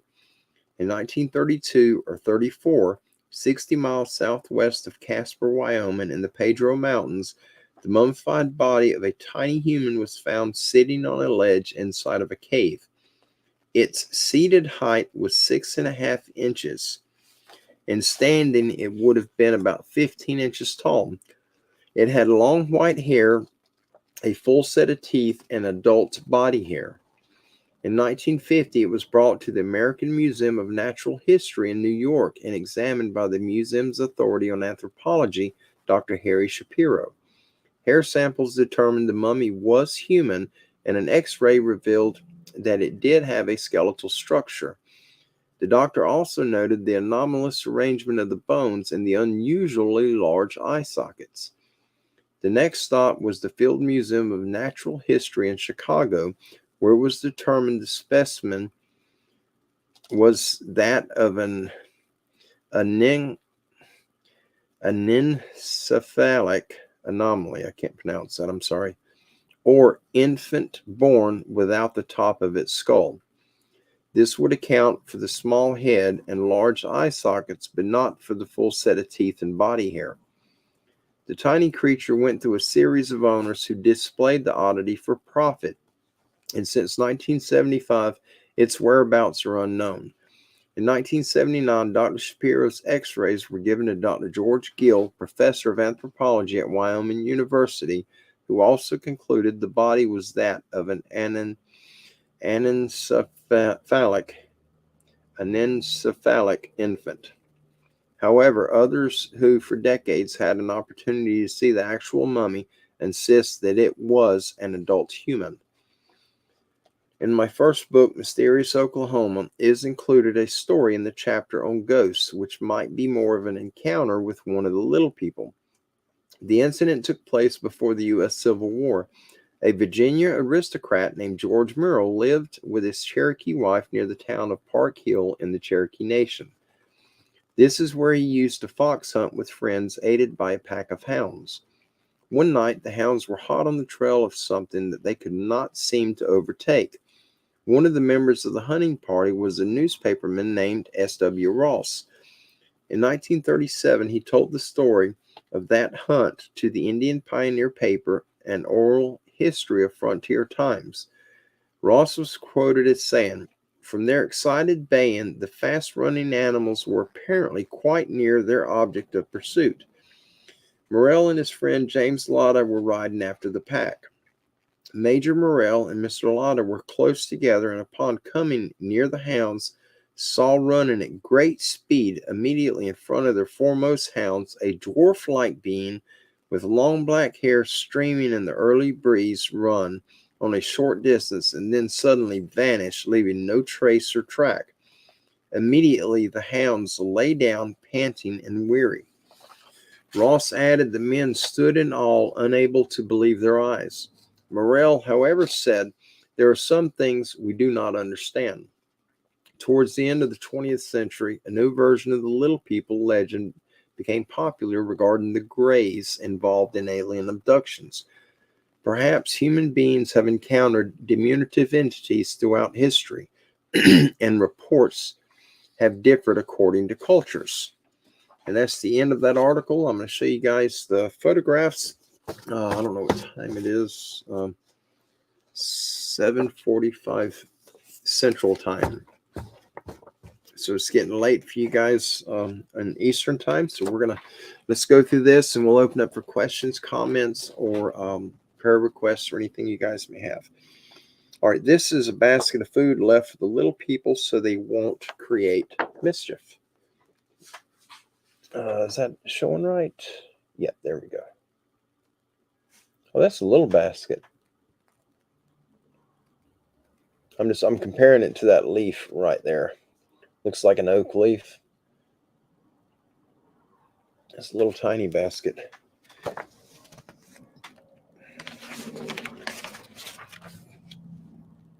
And this here is an illustration of little people stealing caught fish from an Indian maiden.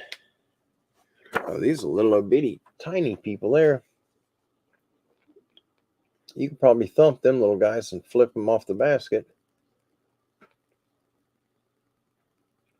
See, those look like normal people, just really small, or she's really big. Strange.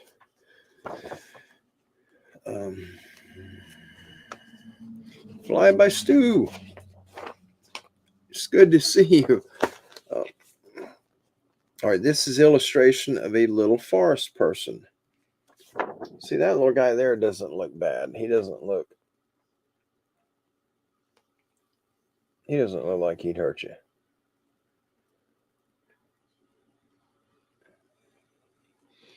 And we've seen shadows, very small shadows that are knee to thigh high. We've seen that in a few places we've been to. Not a lot of places, but we've definitely seen them. They move so quick you can't really tell what they are. I've always blown it off to big birds flying overhead in the shadow from them, and it could have been that. Illustration of a troll-like little person. Yeah, see, that's like more on the lines of something I would not want to see. That dude looks pretty nasty.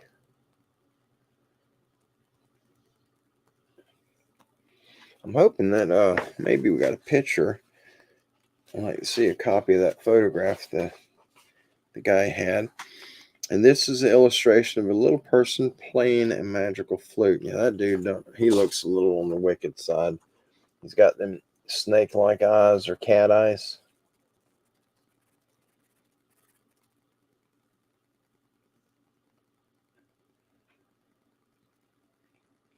Yeah, very strange looking creatures.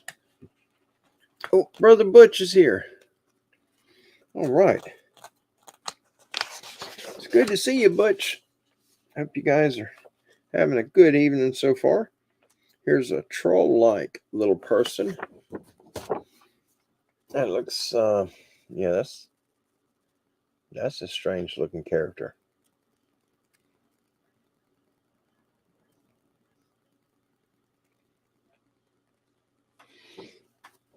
And all these, there's so many different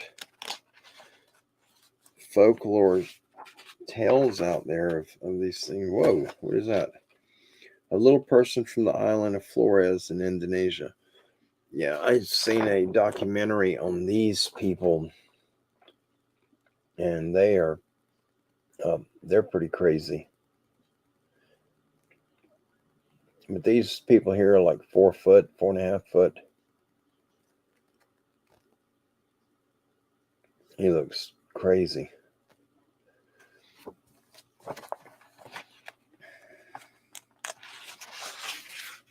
Yeah, I don't know if the people of Flores, the little people, I don't know if those are cannibals or not.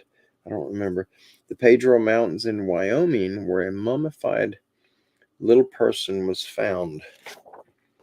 Beautiful, beautiful area. Look at that.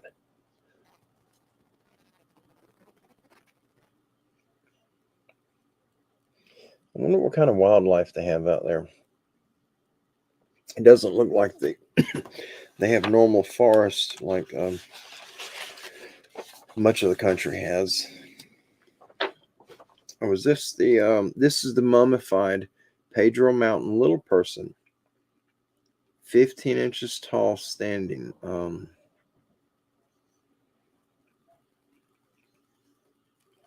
That is strange. That is really strange. I'm sorry. Let me put this up there for you guys. I'm sorry about that. Look at that thing.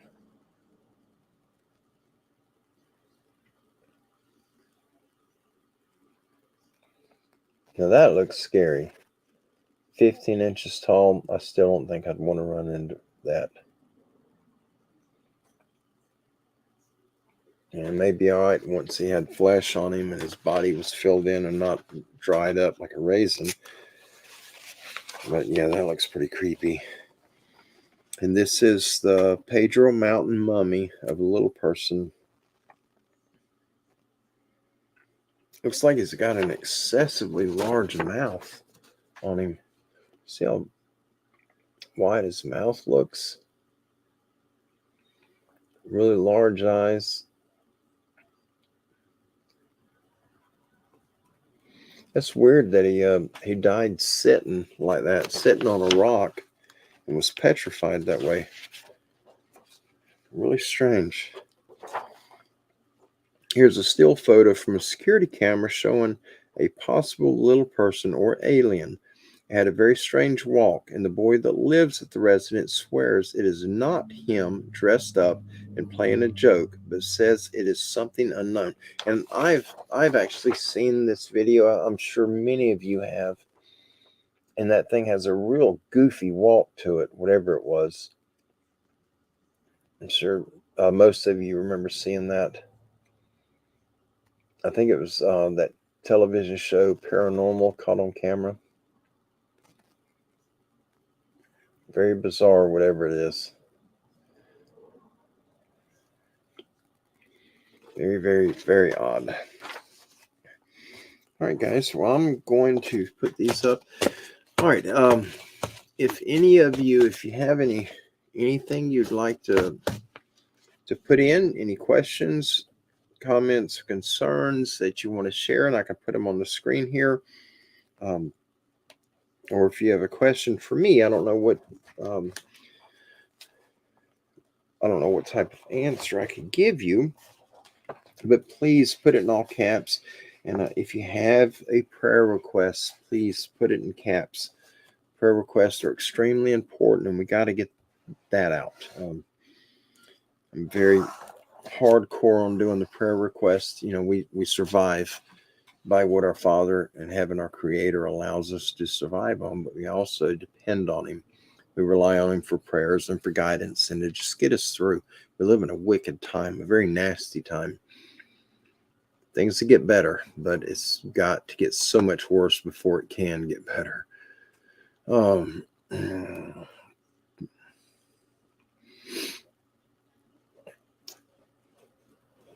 Yeah, Wild Man, I'm right there with you on that.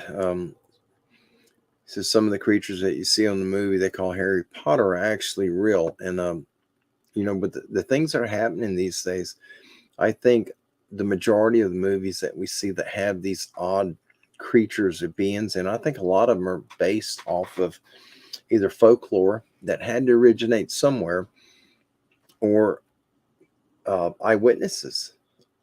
There's just some really bizarre things happening. The world we live in is changing. It's getting crazy. It's getting worse by the day. And I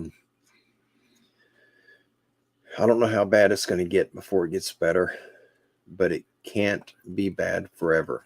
Things will absolutely change, and they will absolutely get better for all of you and all of us. We just got to kind of go through some tight corners before we get to that point. Gene says, I would love to see a dragon. Yeah, I don't know about a dragon. Anything that blows fire, I'll pass. And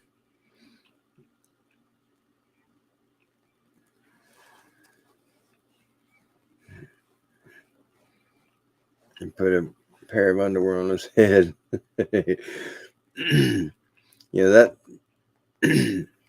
Audrey, that's what that video clip kind of looked like when I seen the original clip when they uploaded it. They played it on TV, and just the way that thing walked, it just did not look human.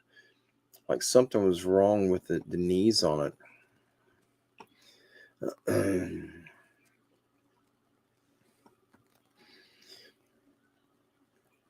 Let me throw this up before it goes by. This is from our brother Don, who provides these articles for us. He says, could a prayer go out for my friend Lee Churlick in Redding, California, who's had 3 back surgeries and isn't doing well, and he's in rehab and is weak. And he tries to be a good Christian. Guys, let's add Lee to our prayer list. Get prayers out for him and his situation of recovering from these surgeries. Those of you that have had back surgery know how difficult that is. They are horrible. I would have any other 10 surgeries before I'd have another back surgery. They will certainly break you down. Yes, absolutely, Brother Don. We will definitely be sending prayers out for Lee. Get our brother Lee up and going and get him out of the situation he's in. Only the good Lord has the power to do that.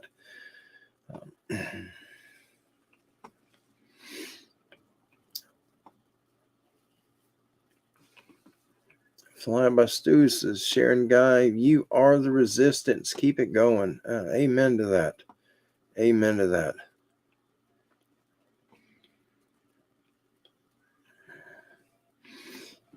Gene, let me throw this up right quick before it passes. Gene was referencing our brother Jeff. He hasn't been on in the last week. I've talked to Jeff about 3 days ago, and he's doing good. He's doing really good. Jeff is such a busy person. He is on the go. I actually called him today, and I did not get an answer, and he'll most likely call me in the morning. Jeff has a weird schedule.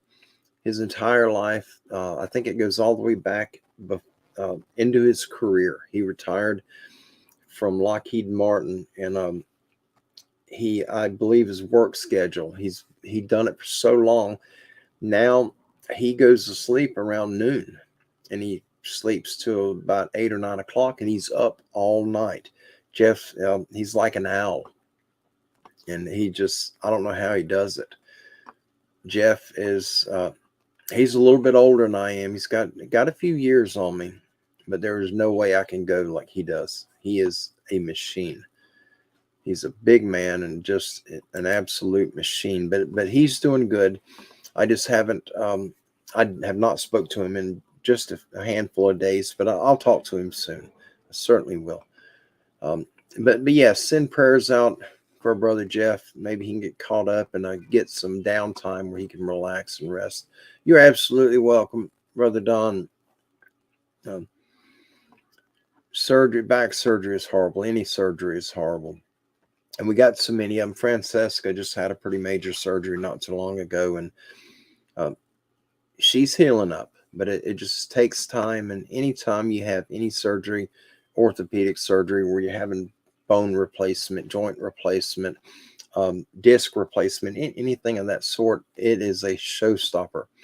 There is a tremendous amount of pain involved with it, and the choice you have is to be put on hardcore opiates and then take a very high and real risk of becoming addicted to it. And a lot of people are strong enough they can, once they're healed, the pain subsides, they're really good at breaking that addiction and getting back to normal life. Some people just aren't that lucky. I just seen Gene. I'm going to throw this up here. You guys, I don't know if Francesca is still with us right now. She was in here earlier.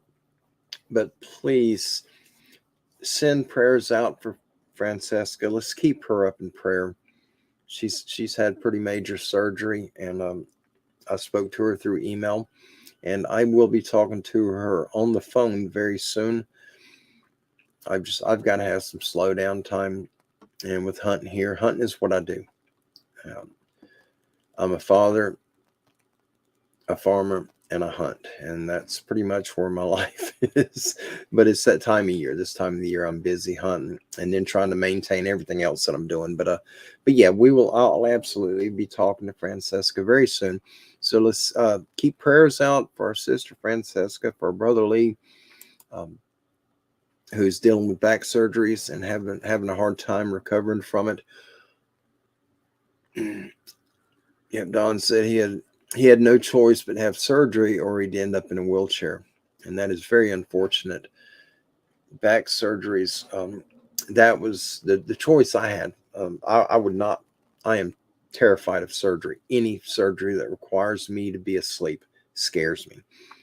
And the option I was given was to have the back surgery or make a follow-up appointment for any time between that day and 6 months later to have my right leg amputated. And I chose the back surgery. I didn't want to lose my leg. But yeah, absolutely. We will definitely keep prayers going out for Lee. Let's see. I'm trying to look. Let's see who is. I'm looking to see if we have other people in here. Make sure I haven't missed anyone. Yeah, I just seen it, Steve. I'll put that up. It's our brother Steve. He's been with us and been part of our family here for quite a long time. He had back surgery and it left nerve damage on my right leg, and abdomen is feeling very weak. Guys, just add our brother Steve to our prayer list tonight. You guys are saying your prayers tonight. All it takes is one prayer. God hears you. We don't have to keep on and keep on and keep on nagging him like we did our parents when we were younger. He hears us. The first time we send it out, he hears us. You don't have to pray for the same thing over and over again. But you got to remember, when we send a prayer out to him, he does hear us and he does respond. But he's responding on his time. And it doesn't always line up with ours and what we want. But the way he responds will always be right. Whether we agree or not, it'll always be right. I want to make sure I'm not missing anyone. Guys, I'm just trying to go through the chat and make sure I'm not missing anyone here. Yep, Steve said he's in recovery from opiate addiction. Right there is what I was talking about. Guys, I was hooked on the opiates, and I was in so much pain, and I broken every bone in my body. I had multiple surgeries, never took a pain pill. And when I broke my neck, I broke my back 3 times before I ever broke my neck.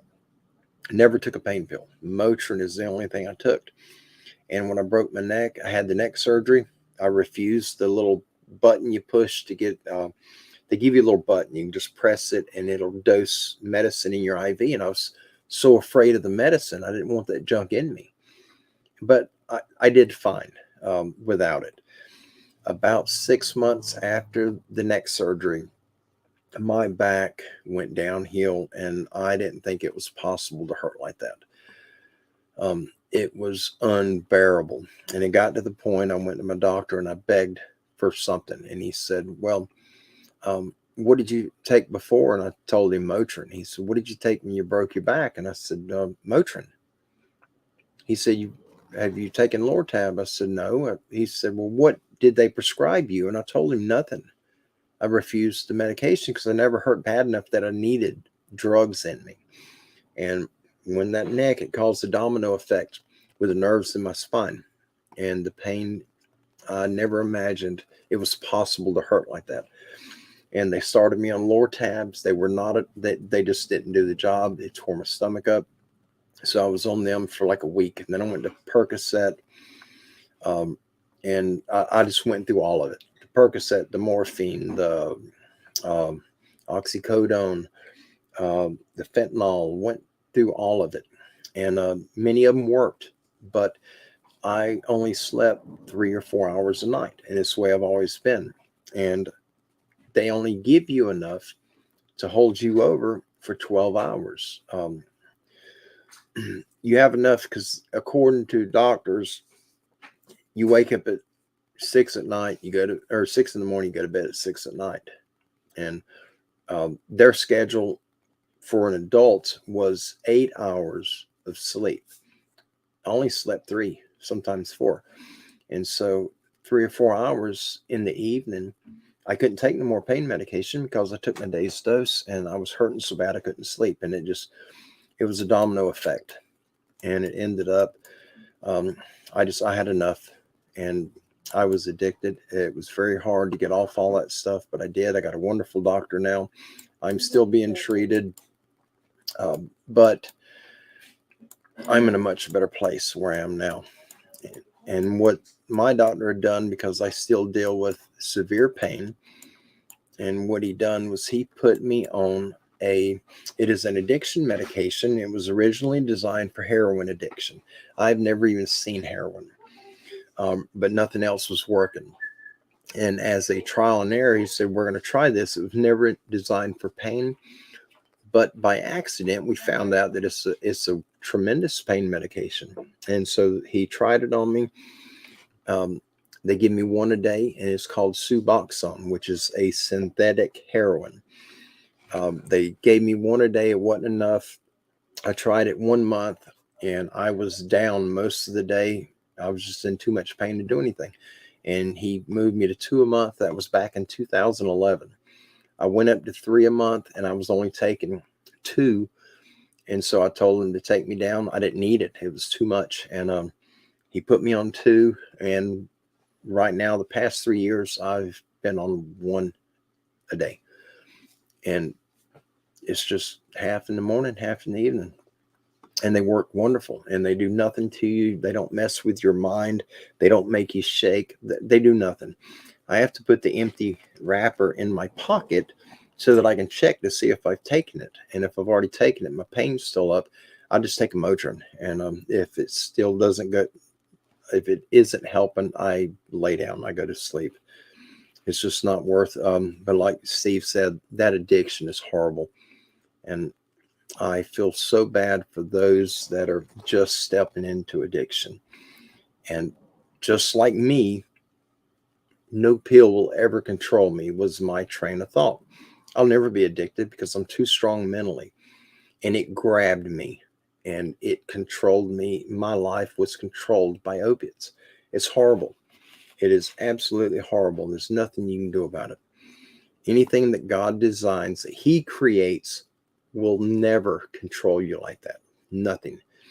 Man-made things man creates for profit will ruin your life.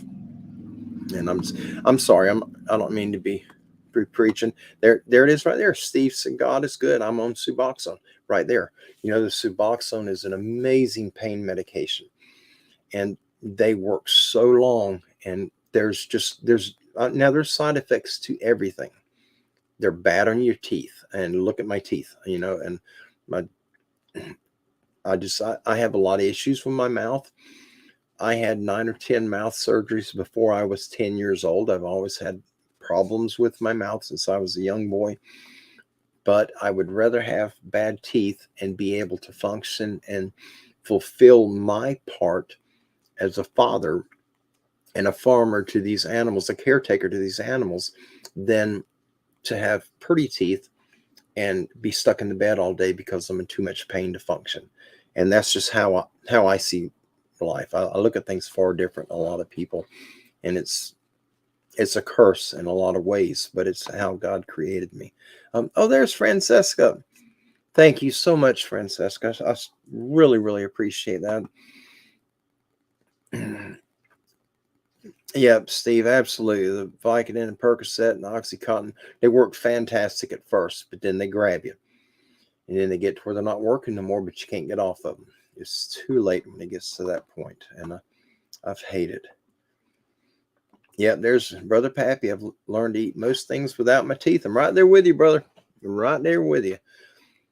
You know, there's many things in life we can't take with us, and we can't take these bodies or our teeth with us or our money when we leave here. All we got's our heart and our soul, you know, being kind and doing what we can for others. And that's what it's all about. Guys, I didn't mean to keep everyone up so much. We've had about, I want to say, it looks like about 20 people have already checked out. Most of you are having to work tomorrow. And if you do have to work, y'all just enjoy your day tomorrow. And I hope your Thanksgiving is one of the greatest that you've ever had. And I wish the very best to each and every one of you. I love you guys. There's not anyone in here that I don't love more than the next. Y'all are part of our family here. Kim sees it that way. I see it that way. And Rosie she just adores all of you. It's funny to watch with her youth, the way that she responds, and she loves all of you. What an amazing group of people. And that is you guys and gals. Thank you so much, Francesca. And if there's anything any of you need that I can help with, please reach out to me. Just let me know. I think I'm caught up with the emails. Just maybe another hour and I'll be through all of them. Most of them is a bunch of garbage that I'm getting. And before I shut down, our brother River Morris, let me throw him up on the screen. This is our brother River. He is from Australia, and we are going to get him on. I'm going to get him on to share the information that he has for us. River, thank you so much for the email. He's reached out to me recently, and he's got a ton of information about the Yowies, the Bigfoot, Sasquatch, whatever you choose to call him. He is a wealth of knowledge, and we're going to get him to come on and share what he knows with us and what he's willing to share with us. And hopefully we can all be enlightened a little bit, and also give you guys a chance to learn who the man is, who River is. He's an amazing man, and I highly respect him. And River, I absolutely love you. Thank you so much for hopping over here with me. It truly means the world to me. You know, with all of you that are here, this night could not have gone any better. Thank you so very much. Frogman, please text me your number again. I accidentally deleted the messages before I saved your number, and now I don't have your new number. I'm so glad you're here right now. Please text it back to me so I can get in touch with you. Hunting season's here, and I haven't been able to get up with you. Our brother Frogman has went hunting with us, and he's going to be hunting with us more. So hopefully we'll get to be able to put him on a big buck and get him some meat in his freezer. A good deal. Guys, I love you all. Thank you so much for being here. I'm going to do a short closeout prayer, and I hope you guys are all right with it. If not, maybe we'll see you the next time. But I just want to close this out on a happy note and just giving thanks and praise to the one who's responsible for all of us being here, our good Father in heaven. We got DGB is here. Awesome. Oh, there's Jesse. Thank you, Jesse. I didn't think you were here. I just seen your name pop up. It's so good to see you. So good to see everyone. What an amazing time. And we're going to be doing more of the articles. I'll show you what I did not go through tonight. This is what we're going to be working on the next few shows we do. All of these are articles that I still got to do. We got quite a few of them here. These are what we done tonight, with the exception of one that was already in there. We've got what we done tonight. We've got probably 3 times that amount that we still got to do. And then Brother Don is getting more stuff together for us. So we got some exciting articles and information to share with you, and that is coming.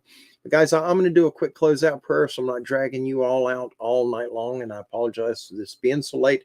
But let's get this final word out to the big man upstairs, and then we'll shut her down. Our Father who art in heaven, I reach out to you tonight, Father, and I pray that you reach over the homes and the lives of all of us here. Father, bless the families that are here with us now, and provide a way for them that they may prosper in all that they do.